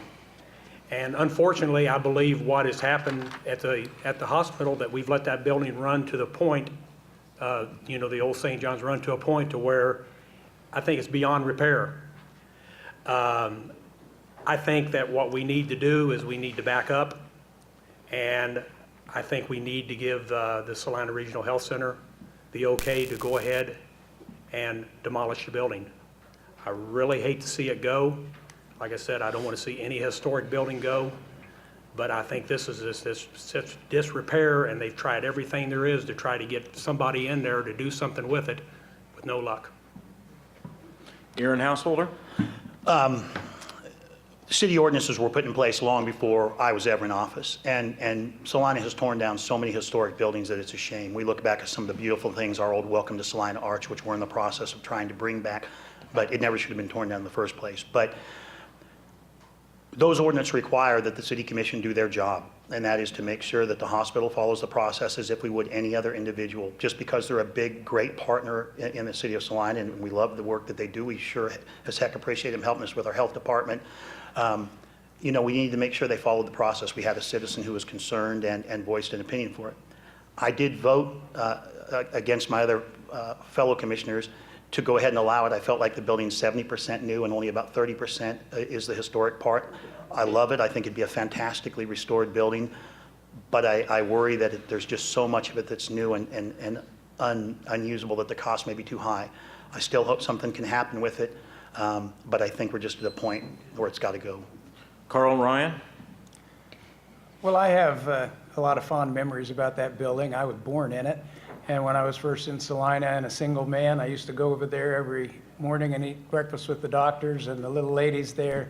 Mrs. Esther Cooper and others would take care of me, fix me the fabulous breakfast that they had over there for about $1.50. You could have as much as you could eat. But the Heritage Commission couldn't justify keeping that building, and I think the City Commission should have listened to their advisory, the advice they got from that commission. And to me, it's a property rights issue. It's the hospital's building. They ought to be able to do what they want to do with it. I think the commission should back. I don't know why we're in a lawsuit over it. That's just crazy to me. They should be able to do with their property what they want to do. Steve Swenson? Excuse me. I mean, if we are absolutely positive that we have exhausted every option on the table, and there's no other choice but to demolish it, then by all means, that's probably the way to have to go. But are we absolutely positive that we have exhausted every option on the table? It sounds to me like there's a possibility that maybe we have not exhausted all those options yet. So maybe we should really delve into it a little bit more and take a little more time to look at things and see if there's something we can do to make a difference. John Bowman. I find the refusal to allow them to tear it down to be an infringement on their private property rights. Okay. The next question goes to Todd Pittenger. I'll kind of piggyback on something that Aaron Householder mentioned. He talked about an arch that was torn down, and that's kind of making headlines again. I want to ask you about public art. How important is public art, and do you support the project that was recently gone back to the drawing board, an archway on Iron Street as an entryway into Salina? And we will start with Joe Hay. I did not support the project that was brought forth to the City Commission. It's not that I'm not an art lover. I think art is very, very important to Salina. You look at the art that we have downtown. It's a shame that that we can't figure out some way to figure out how to pay for this art. I would like to see us come forward maybe a 50-50, 60-40, 70-30 split of sometime private monies and the people of Salina. That would take a lot of burden off. A lot of people would think a whole lot different about spending that type of money. But we need to take care of other things first. We got streets out there, and that just because there's money out there for that art doesn't need to be spent right then. Put some of it on the back burner. Okay. Aaron Householder? I also didn't support the concept. I did want some kind of gateway, archway. Our comprehensive plan, which the citizens came up with, says that we have to have defined gateways into our downtown. That's the rule book that we as city commissioners follow. As far as public art goes, when we were visiting the Polar Building, visiting with the people who may be doing a project at the Lee Hardware, we met with nationally known artist Stan Hurd. And when he said, next to Lawrence, Salina is considered the most artsy community in Kansas. Although I'm not an artsy person per se, I got a huge sense of pride inside of me, and I thought, what a great thing to be known for. I mean, it's just one more thing that you just take for granted sometime in Salina. So I've appreciated public art, but when I look at public art, I also look at how the public has been voting on Sculpture Tour for more representational things. And while I appreciate public art, I tend to lean more Norman Rockwell than Jackson Pollock. And I think most of our citizens do too. That doesn't mean there's not a place for the Jackson Pollocks.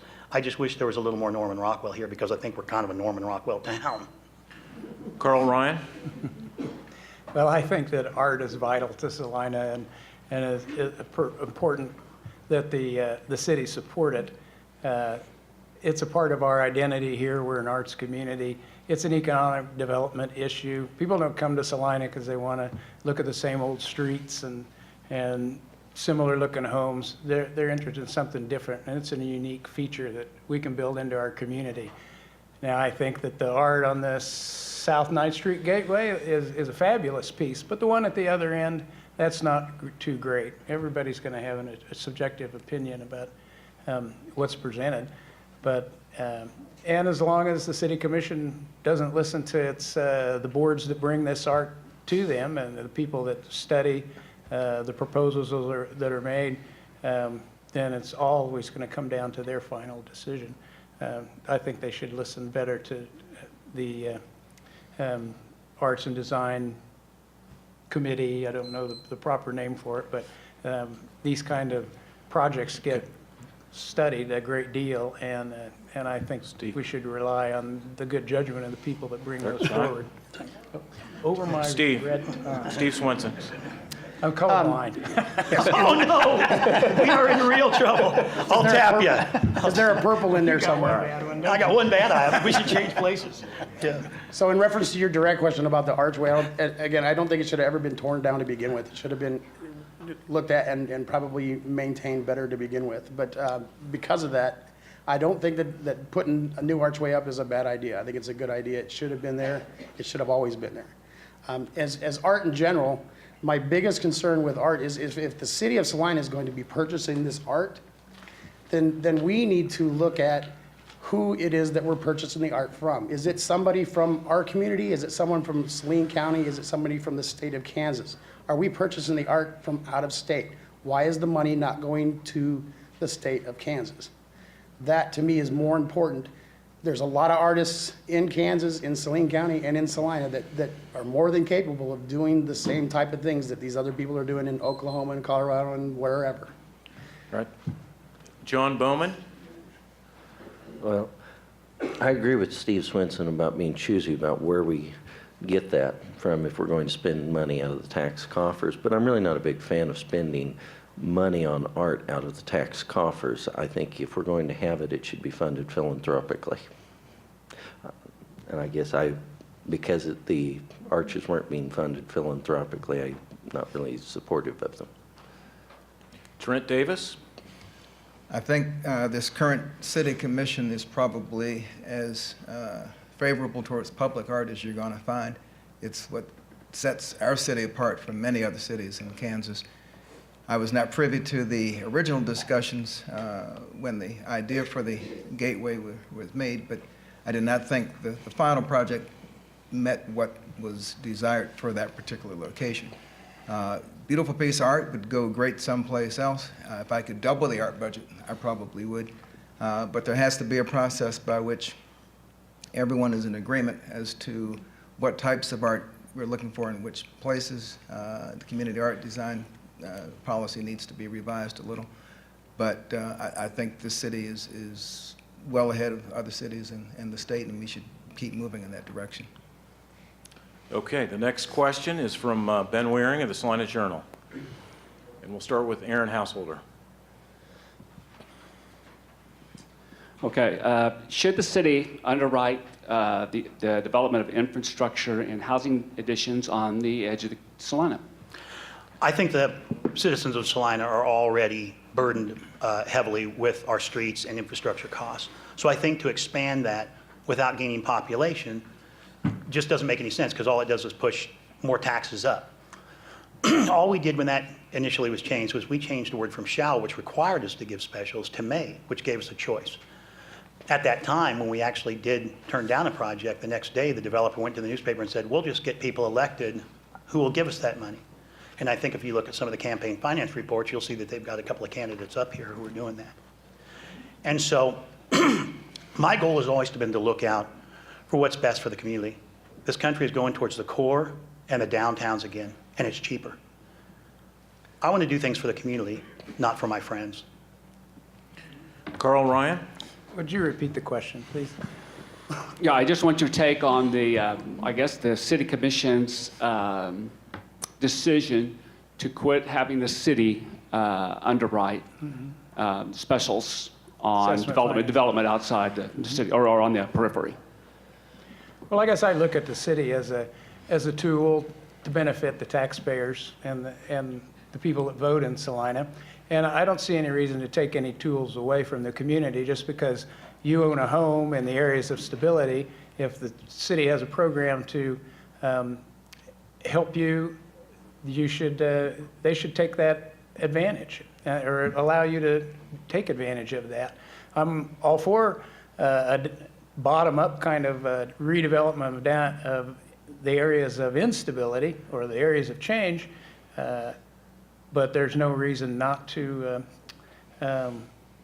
use the tools that you have to benefit everybody. I mean, look, these city commissioners are kind of like the bad neighbor that takes your tool and doesn't bring it back. Why can't, and I'll just stop right there. Steve Swenson. Growth of a city is important. I mean, if the city's not growing, you're just kind of stagnant. Everything's just going to stay the same. You get into repetitive motion. Having said that, in order before we start to worry about working on the edges of the city to grow out, we need to make sure that we've got a good, stable, strong, secure jobs for the people that may be moving into the community. We build a bunch of homes, they're going to be empty.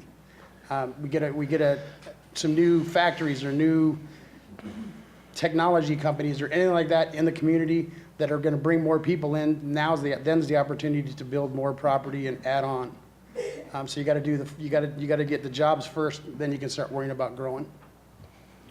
John Bowman?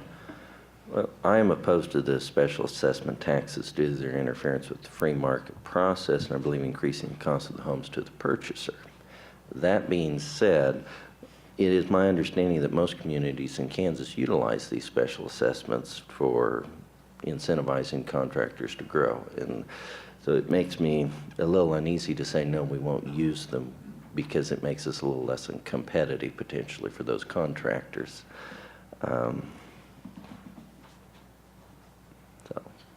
Okay. Trent Davis? Yeah, most students learn if you're taking a multiple choice exam, anytime you see the word always or never, that answer is wrong. And I think the same approach could be taken towards specials if they will be a useful tool for the city or for developers to invest in an area that's otherwise slow to attract development. They can be very useful, but they should not overtax the city's financial reserve. And I think once we have a comprehensive plan for housing and for economic development, our resources ought to be poured towards those areas which we've identified as most needy of attention. So I could see where there would be areas in which they'd be appropriate, but I think it has to be done on a case-by-case issue. Joe Hay Jr.? I do believe that the use of special assessments to help the development of new housing can be beneficial to the community. We must look at it on a case-by-case basis. If we are short of lots for Pacific's price range homes, then we need to take a hard look at meeting that needs as a city. All incentives, government's assistance, must be looked at on their own merit. It's hard to say yes or no without knowing the impact it will have on the community versus the cost to the taxpayer, if any. I guess the other thing also too is, I think it crushes the dream of the young people owning their own homes sometimes. I mean, that's just more added that they have to come up with to be able to purchase that home. All right, our next question will come from Randy Picking with Eagle Radio. Would you ever envision that perhaps that the city of Salina and Saline County would have a joint health department again? All right, Carl Ryan? Well, I would like to hope that the city and the county could work together. That what happened to the health department was a shame, and it's too bad the city commissioners we had at the time walked away from the table. It was one of the finest examples to me of interlocal cooperation, and there were a lot of benefits provided to all of the stakeholders in the entire county and the city of Salina. So it's a shame that it went the way it did. It would be great to sit down at the table and be able to consider those things. Maybe now we have a city commission or a county commission that works a little better, and also the next city commission could be a group of people that works a little better. When you've got a bunch of belligerents in the room, you're just not going to get a very good result. And that I would hope that we have better people in these positions going forward. Steve Swenson? I'll make this one real simple. Absolutely. That's it. All right. John Bowman? I guess I don't know what all's involved in the process of communicating with all of them and actually getting the two departments to go back together again, but I can see it as a realistic possibility. Trent Davis? I think it's a realistic possibility. There's some health needs of the city that that people in the county don't necessarily need or use as much of. But I think it should be known that the city commission walked away for the survival of the employees in the Board of Health. There was a deadlock, and the only way that deadlock was going to be broken was for the agreement to be broken. It was like sacrificing something you loved for the good of something larger. So the city did not abandon the Department of Health in that regard. The Board of Health needs to be run administratively more the way the city runs its departments than the county. You have to have a strong leader for the the Department of Health. It would take a lot of conversation, but I think it would be a very good thing to do before we have any health crises in this area. Joe Hay Jr. I agree. I think we need to sit down both sides and, try to, work this stuff out. It's, the health department, we got to have a lead. And we also got to have continuity between the city and the county. So, I mean, if we all sit down, and I think it can be worked out. Aaron Householder. I agree with Dr. Davis, who was there, as was I, when it went apart. Mr. Ryan saying that we should have stayed in there is like asking a battered wife to stay in a home with a beating husband. And I think the county commission at the time had shown themselves that they were pretty unworkable. And I think to accuse the city of not being able to work when we came up with about 4 different options is insulting to the city commission that was at hand. The citizens of Salina were actually paying twice. We are county citizens. That's what people forget. We're all county citizens. I was afraid to lose all those workers. Watching some of that the brain power that walked out the door when that changed was so hard to watch.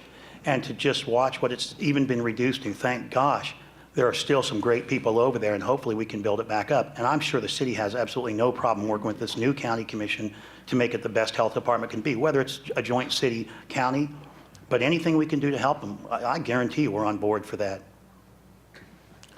Okay, Todd Pittenger from the Salina Media Group, and if there's quick answers, we may have one more media question, and if not, this may be it. So. We talked about special assessments for homes. I want to real quick, are you in favor of incentives for businesses to relocate or to expand in Salina, like tax help, things like that? Steve? Absolutely am. I think that it's a great thing. Tax incentives to bring new businesses in is good. I think we can give them some tax benefits based on how many employees they hire. I think we can give them tax benefits on what their core wage is going to be. I think those are the biggest 2 things that because you build a new plant, you refurbish a building, you bring in 250 employees, they're going to get a significant tax break for the number of employees. If they start them at a higher base wage than the normal average in the city of Salina, you're getting them a tax break on that. I think that's the best way to start letting people here in the community get out of conditions that they're in and try to improve their own lives. John Bowman? I would approach that with a lot of caution because you don't want to bring in a bunch of big box stores to compete with the local stores that are already here. There's concerns with that. I'd like to see more manufacturing brought here, and that would be nice, and I would be more open to something like that. But to encourage a great big company to come in and compete with the small town owners, I don't think that's good for our economy.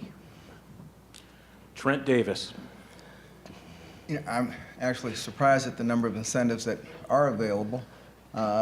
Everyone wants things, but no one wants to be the one to do it. And there are a few folks who have resources to do it. And if there is an area that needs to be developed, either geographically, economically, and the city and the region will benefit, then incentives should be used as long as our future sources of income will accommodate that loss in tax revenue. We have to have a comprehensive plan. The Economic Development Organization should work out, our future, our global economic goal. But if we don't start developing areas, decay sets in. Decay spreads and eats up anything next to it. So we're going to have to decide what we're willing to do to stimulate growth, not allow neglect and decay to take over. Excuse me, to take over. Joe Hay Jr. We need jobs. We need manufacturing jobs. And, we need to give some incentives. We don't need to give away the farm, but we need to give some incentives to try to get them, to get other businesses here. We need to get our workforce trained. We need to make sure that, if we get those businesses, that they can work at those businesses. And right now, the Salina workforce, it really needs to be better trained for the manufacturing jobs if we bring manufacturing jobs to town. But yes, as long as we can, get some good paying jobs in town, like I said, you don't need to give away the farm, but a little incentive can go a long ways. Aaron Householder. been a vocal proponent all along for growing our local businesses. I think that's where you start first. You don't worry about bringing in another business. We got great companies that have started here. You look at some of our largest manufacturers. Those are homegrown businesses. And I think that's where we start first. We make a community that people want to move their businesses to. We start with that. We all benefit when we have a community we want to live in. We want the CEOs to come to this company. We want their spouses, notice I didn't say man, woman, their spouse, to come to Salina and say, this is the kind of community I want to set my business up. Incentives are there. We're going to use them. All the businesses are going to ask for. But, a nice start would be to get some great wages. Mr. Hay just talked about the workforce training, some of those programs. I'm tired of spending our local dollars training people so they can take a job at McPherson for $3 more an hour. We need to look at how we get our wages up here and put that money in our community. I think that's important. So grow our local companies first, use incentives when they're needed, but sparingly if possible. Carl Ryan. I agree that incentives are important, and of course, you're always going to have to consider the risk that is taken on and the individual situations. But I agree with Stephen that jobs are important, and we need good paying quality jobs in Salina, and incentives that go towards that are of a first priority. All right, we have one final question. Ben Wearing from the Salina Journal. If you could change one thing about city government, what would that be and why? We'll start with John Bowman. If I could change one thing about the city government and why, well, I guess one thing I saw that was interesting when I was running for office was the city's vision statement. And I guess I'd never seen it before, and I thought that having that up for a vote every year would be very interesting because it's one of those guiding principles for the city commission. Trent Davis. Hadn't thought about that. They say if you want to enjoy a meal at a restaurant, don't go in the kitchen. You can almost say the same thing about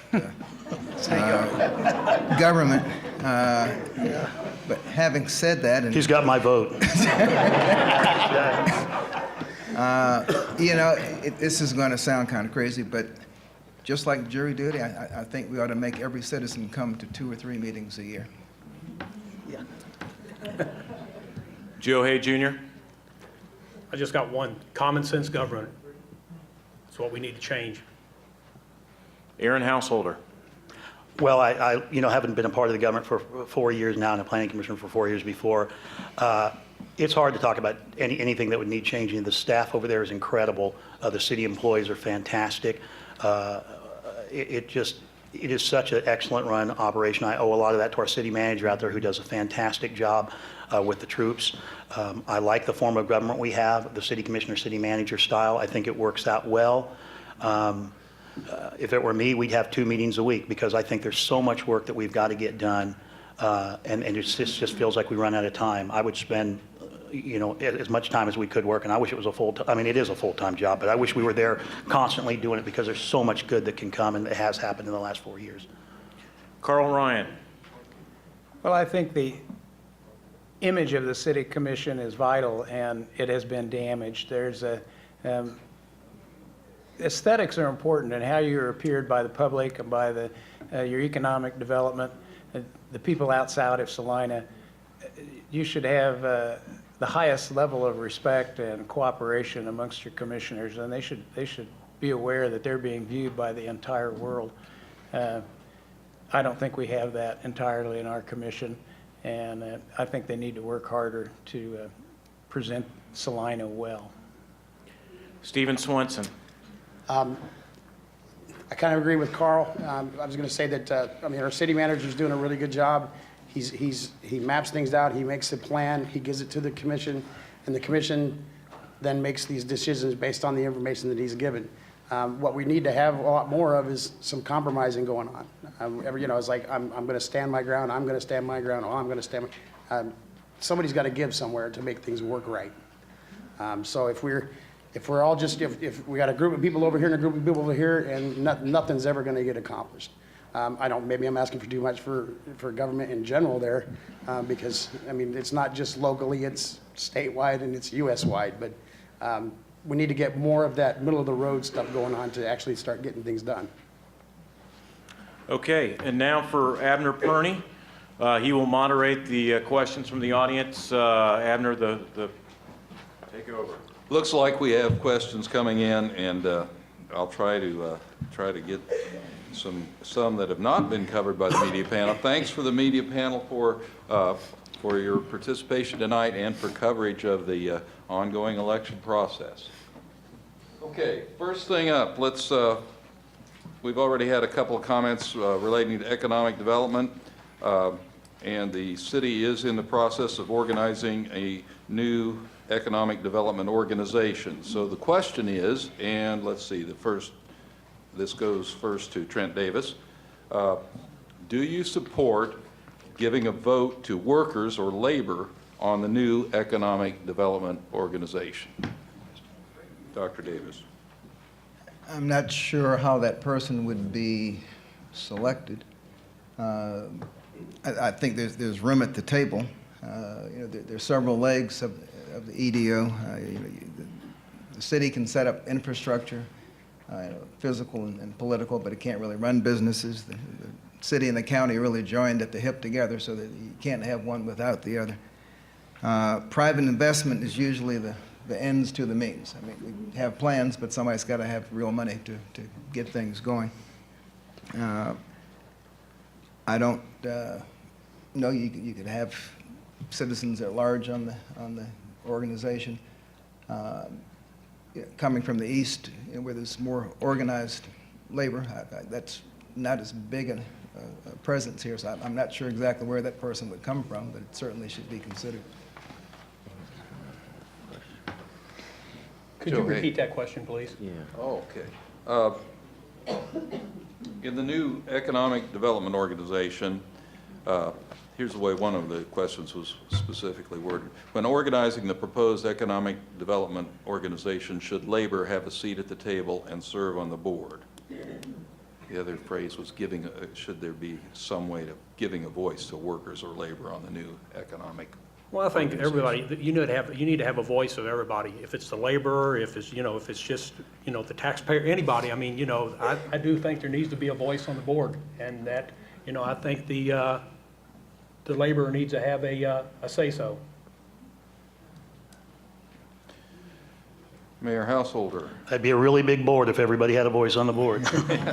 But people, we often hear that too in government. Oh, everybody should have a chance to vote on it. We'd be pretty. You think our meetings last a long time now? You wait till that happens. Absolutely, labor should have a position on board. I was extremely angered, as many of you can imagine I get, when I sat in a meeting and they're like, oh, it doesn't matter who we put on here. It's the same 20 people we're drawing from anyway. We're all drawn from the same 20 or 30 people. That's ridiculous. That's the kind of old Salina that I don't want to see again. We need to get everybody involved. A guy working at Phillips Lighting knows more about manufacturing if he's worked there 20, 30 years than I'll ever hope to know. Those are the people who are in touch. Those are the boots on the ground, as we like to say, who know what's going on. They absolutely need a place on these boards, especially with the economic development. They know what it takes from the worker's perspective and what we should be looking for. So 100% more of that. And the EDO board, I'm not going for the votes, ladies, or minorities, but the truth of the matter is it's tough to look out and see a bunch of white guys. So.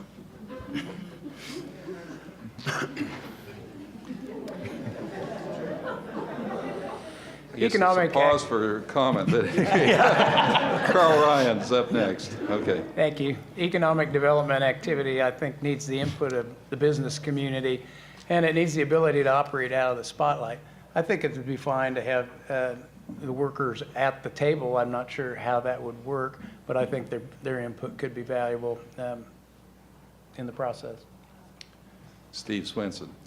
Also, I think that, labor should have a voice at the table, but logistically, that sounds like a tall order. I mean, who's going to represent this, the entire city labor?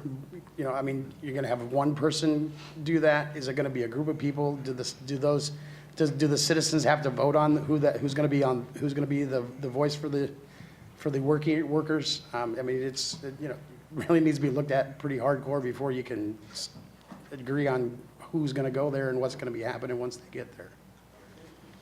Thank you. John Bowman. I guess if we're going to have an economic development organization, I don't see any reason that the general population or the working class should also be on the board or have some representative. Thank you. Next economic development question. First up will be Joe Hay. And again, there are two people who have almost identical questions here.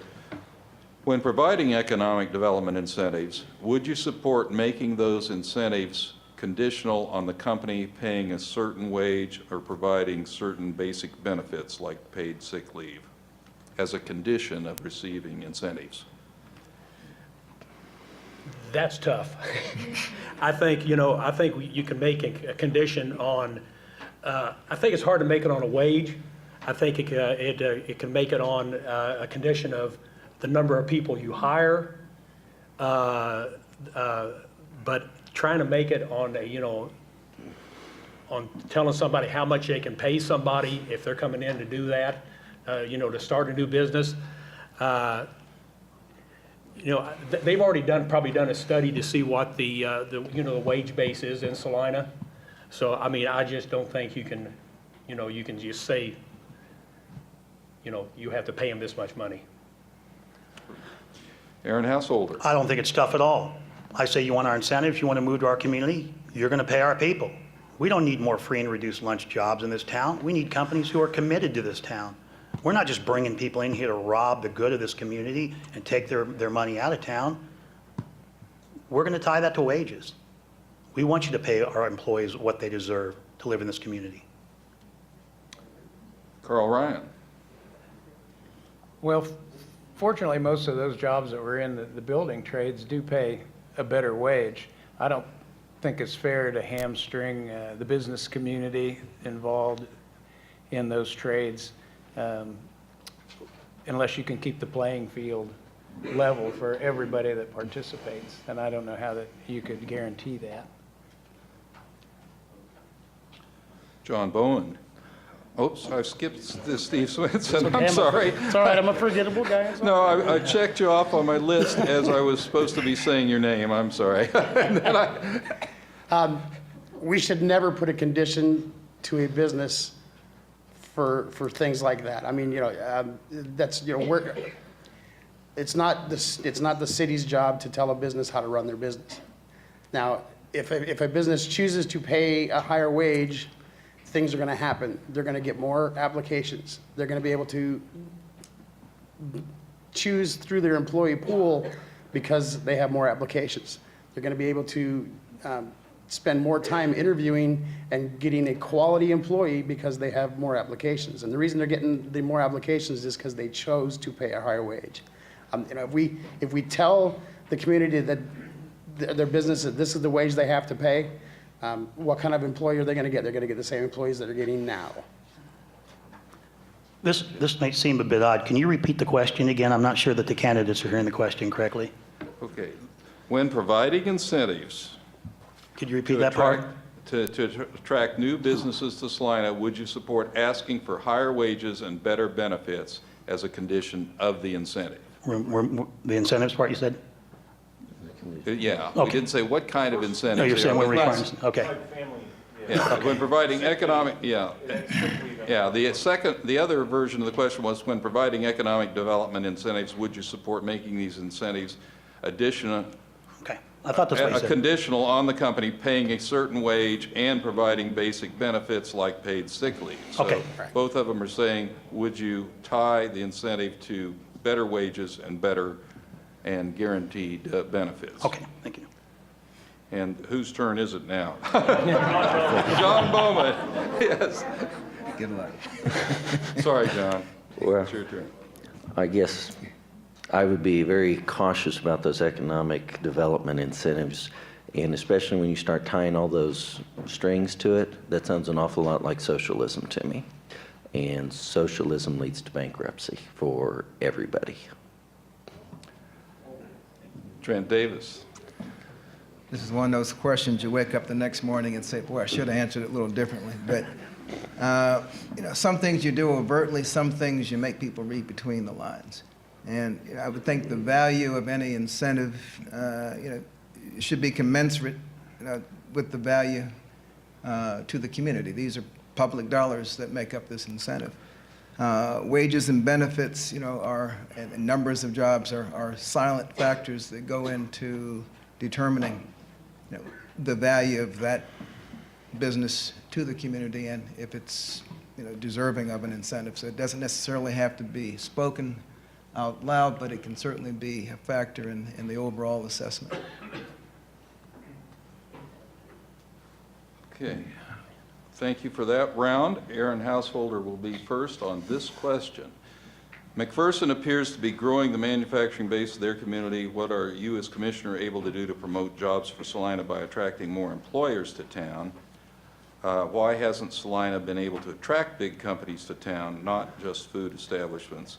What is McPherson doing right that Salina seems not to be able to do? Okay, good question. I haven't been a business owner in McPherson. I can tell you McPherson has a very strong can-do attitude. It is a what's best for our community first. We had an economic development organization in place prior to that advertised on their website low wages. I don't think that's the right way to do it. They spent a lot of time trying to bring restaurants, and as I call them, free and reduced lunch jobs to Salina. Bringing in 100 minimum wage jobs doesn't do anything but drain our tax base.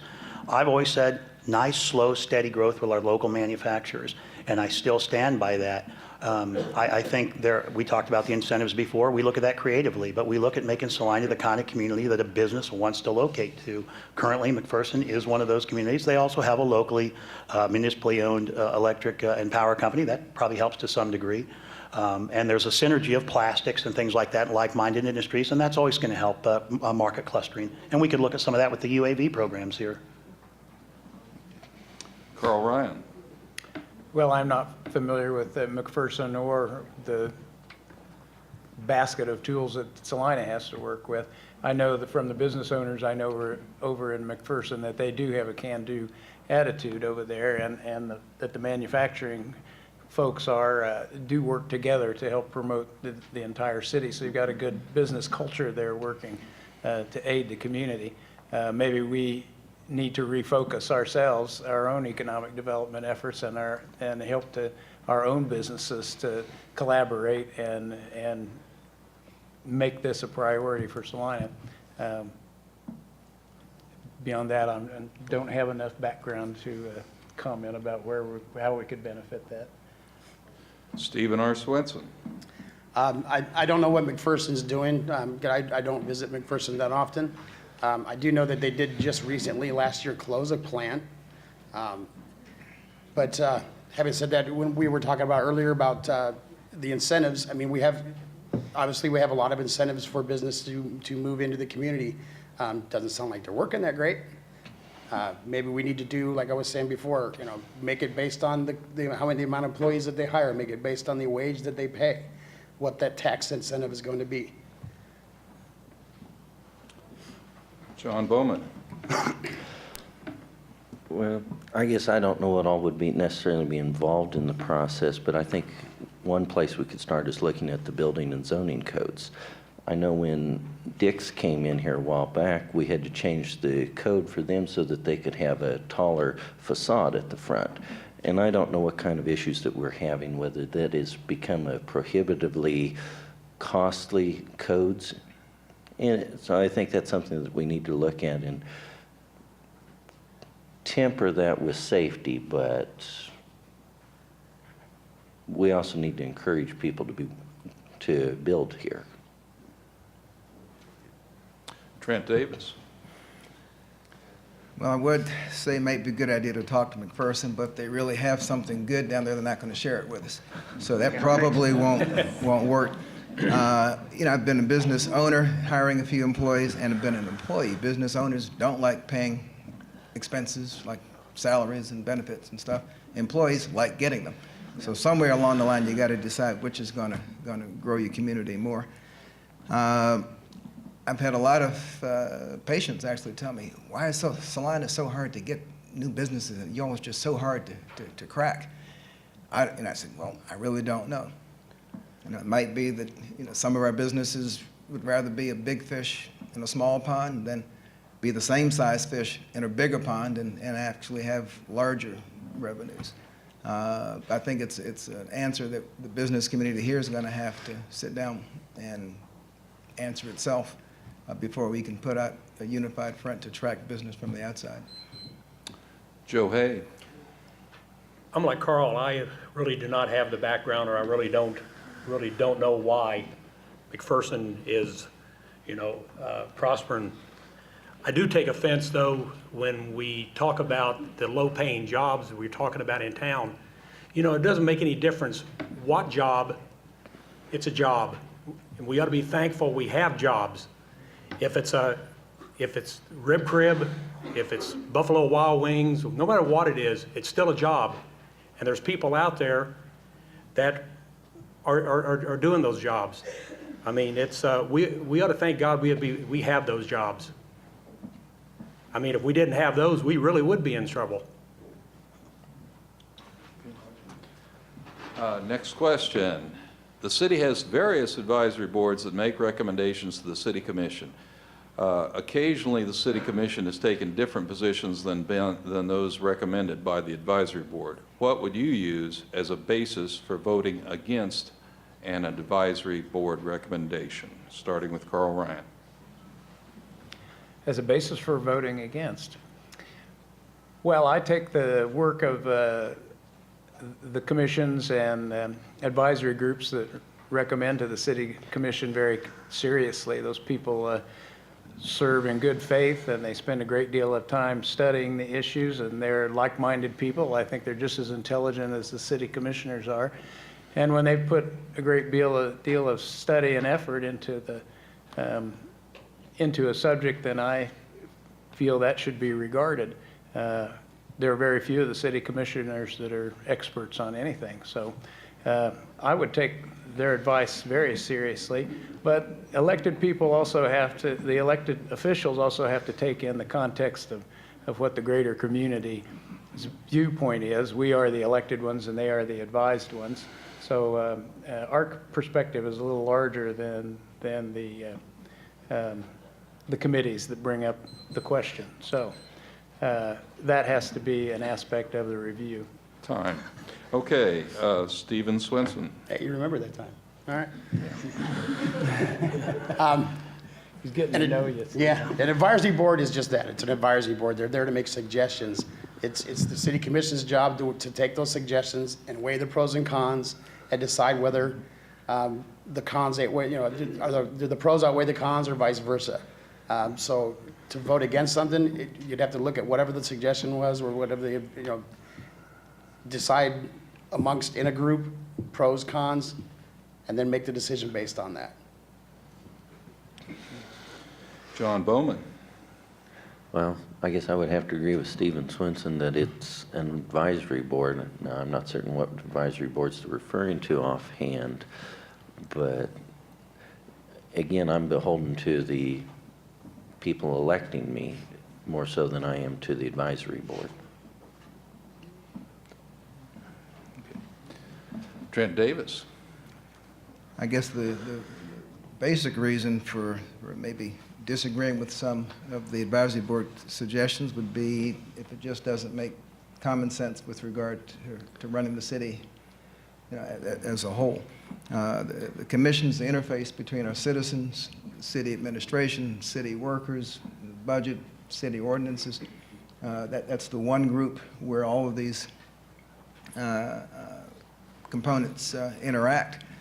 Sometimes decisions have to be made for budgetary reasons. When decisions go bad and material comes back off that proverbial fan, it gets aimed at the city commission, not at the advisory board. And it's a little more pressure when you know that you're the target, and not the person who actually made that decision for you. So it causes you to think twice. Joe Hay. I agree. Advisory board is an advisory board. A lot of those people put in a lot of long hours, just like the city commission does. And sometimes the recommendation isn't what either the commission asked, or it isn't, or they didn't understand, I guess, what they were supposed to come back with. So, you know, it's going to go both ways. I think you need to respect the advisory board, respect their decision, you know, whatever, you know, the advice they give you, and then, you know, weigh it that way. Okay. Aaron Householder.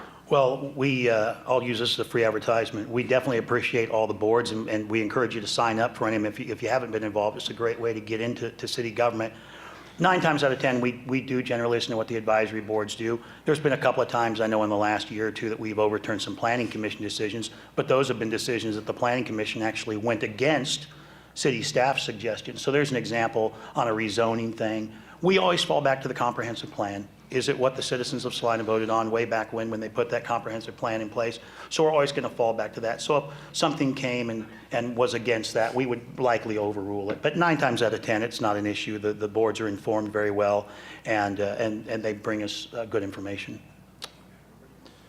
Okay, I think we have time for one more question, and this question's been knocking around for years. I first ran for city commission in 1995, and I think it was a question then. Why can't Salina, the way it's written is, why can't Salina seem to gain population to 50,000 plus? What can be done? And I want to add to that, is it even an item of concern for the upcoming city commission? Starting with Stephen Swenson. What can be done to increase the city community?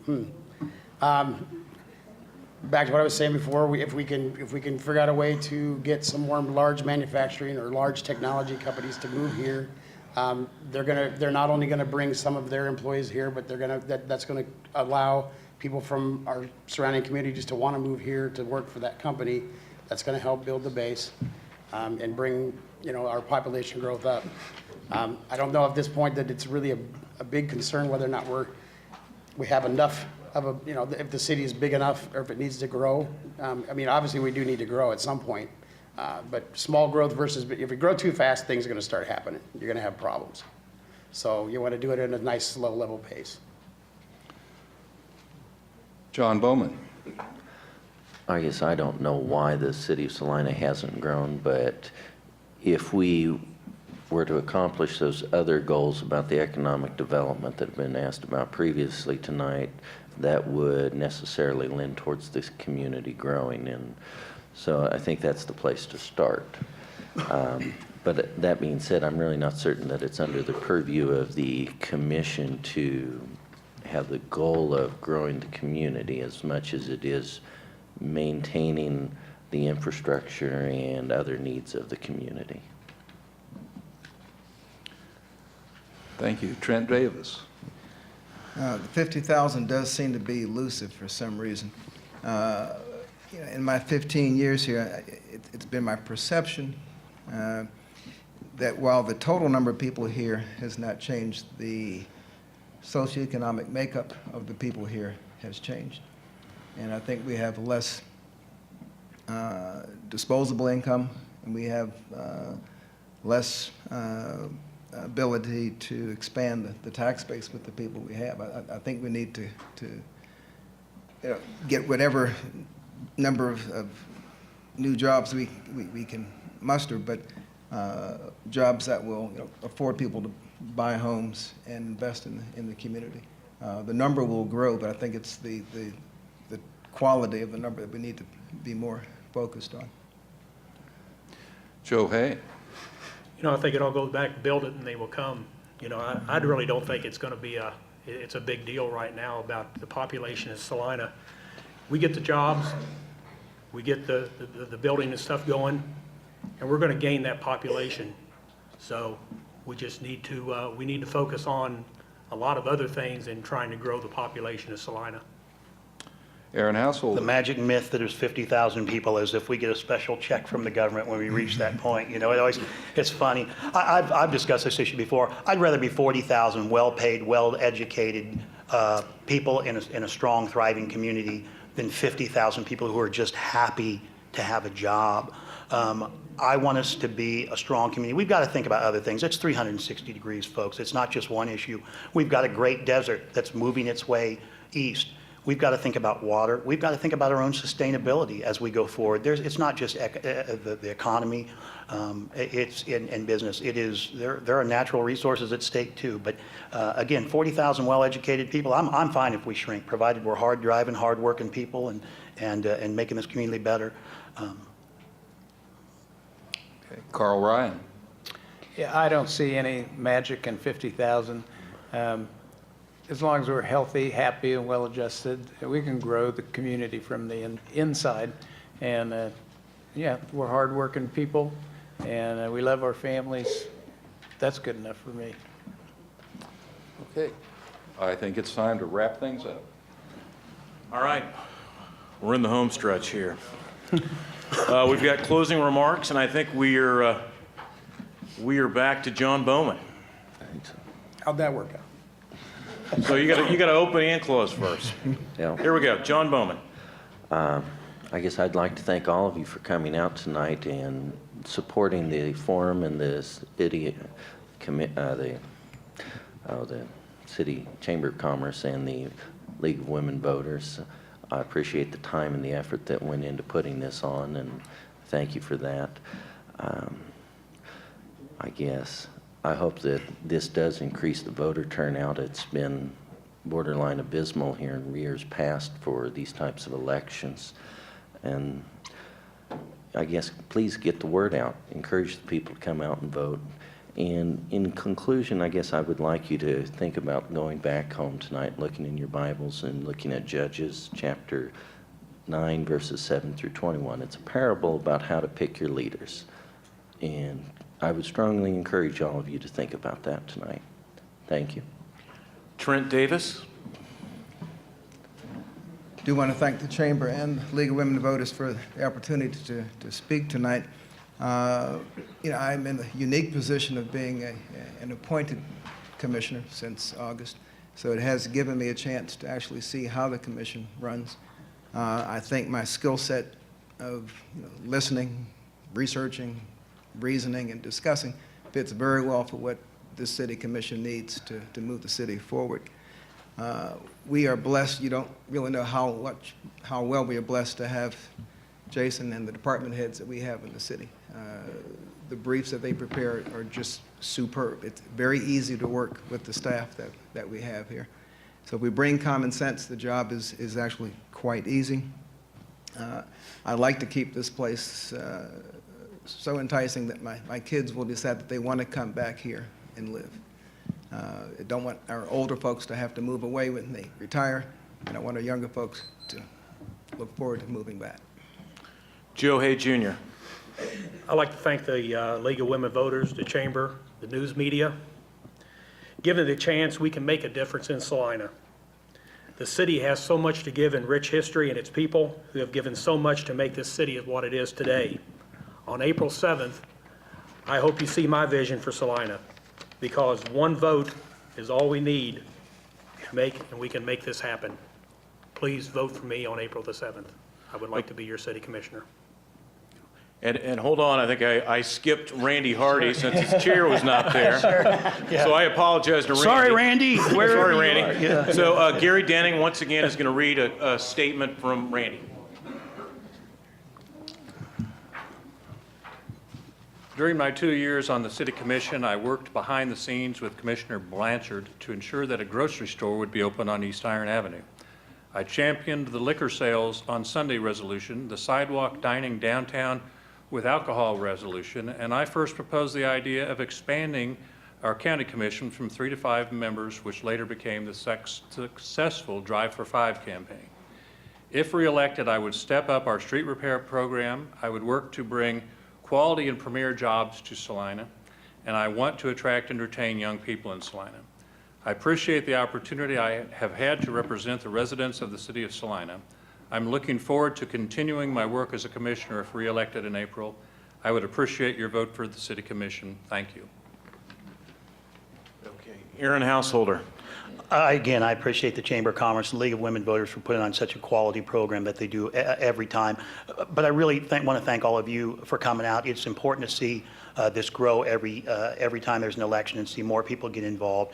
And I appreciate the calls and the input. I don't always agree with people who call me, but I think they know I'll give them as long as they need, and we'll hash it out. And I appreciate the opportunity. I think the commission I've been a part of since we added Trent has been the most fantastic city commission in history. I've seen so much happen in such a short time. You look at the downtown, the $50 million worth of investment that's coming with the hotels, with the bowling alley, with the Save-A-Lot grocery store, all the things that are happening. Salina is an exciting place, and it's happening. You can feel the energy, and somebody giving a speech the other day started by saying, if you notice, there's a huge amount of excitement, like something's about to break in Salina. And I'd like to think this commission's been a huge part of it. I would encourage you to keep the commission just the way it is and vote for the 3 existing candidates up here. Carl Ryan. Thank you very much. I'd like to thank the Chamber and the League also for this nice event, and the members of the media who've spent a great deal of time preparing for it. Thank all of you in the audience there that have participated in this evening. I would just say I'd like to have your vote, and I appreciate being part of the event tonight, and thank you very much. Steve Swenson. I'd also like to thank the Chamber and the League and everybody here that came out to give us all the opportunity to speak to you tonight. Obviously, I would appreciate your vote.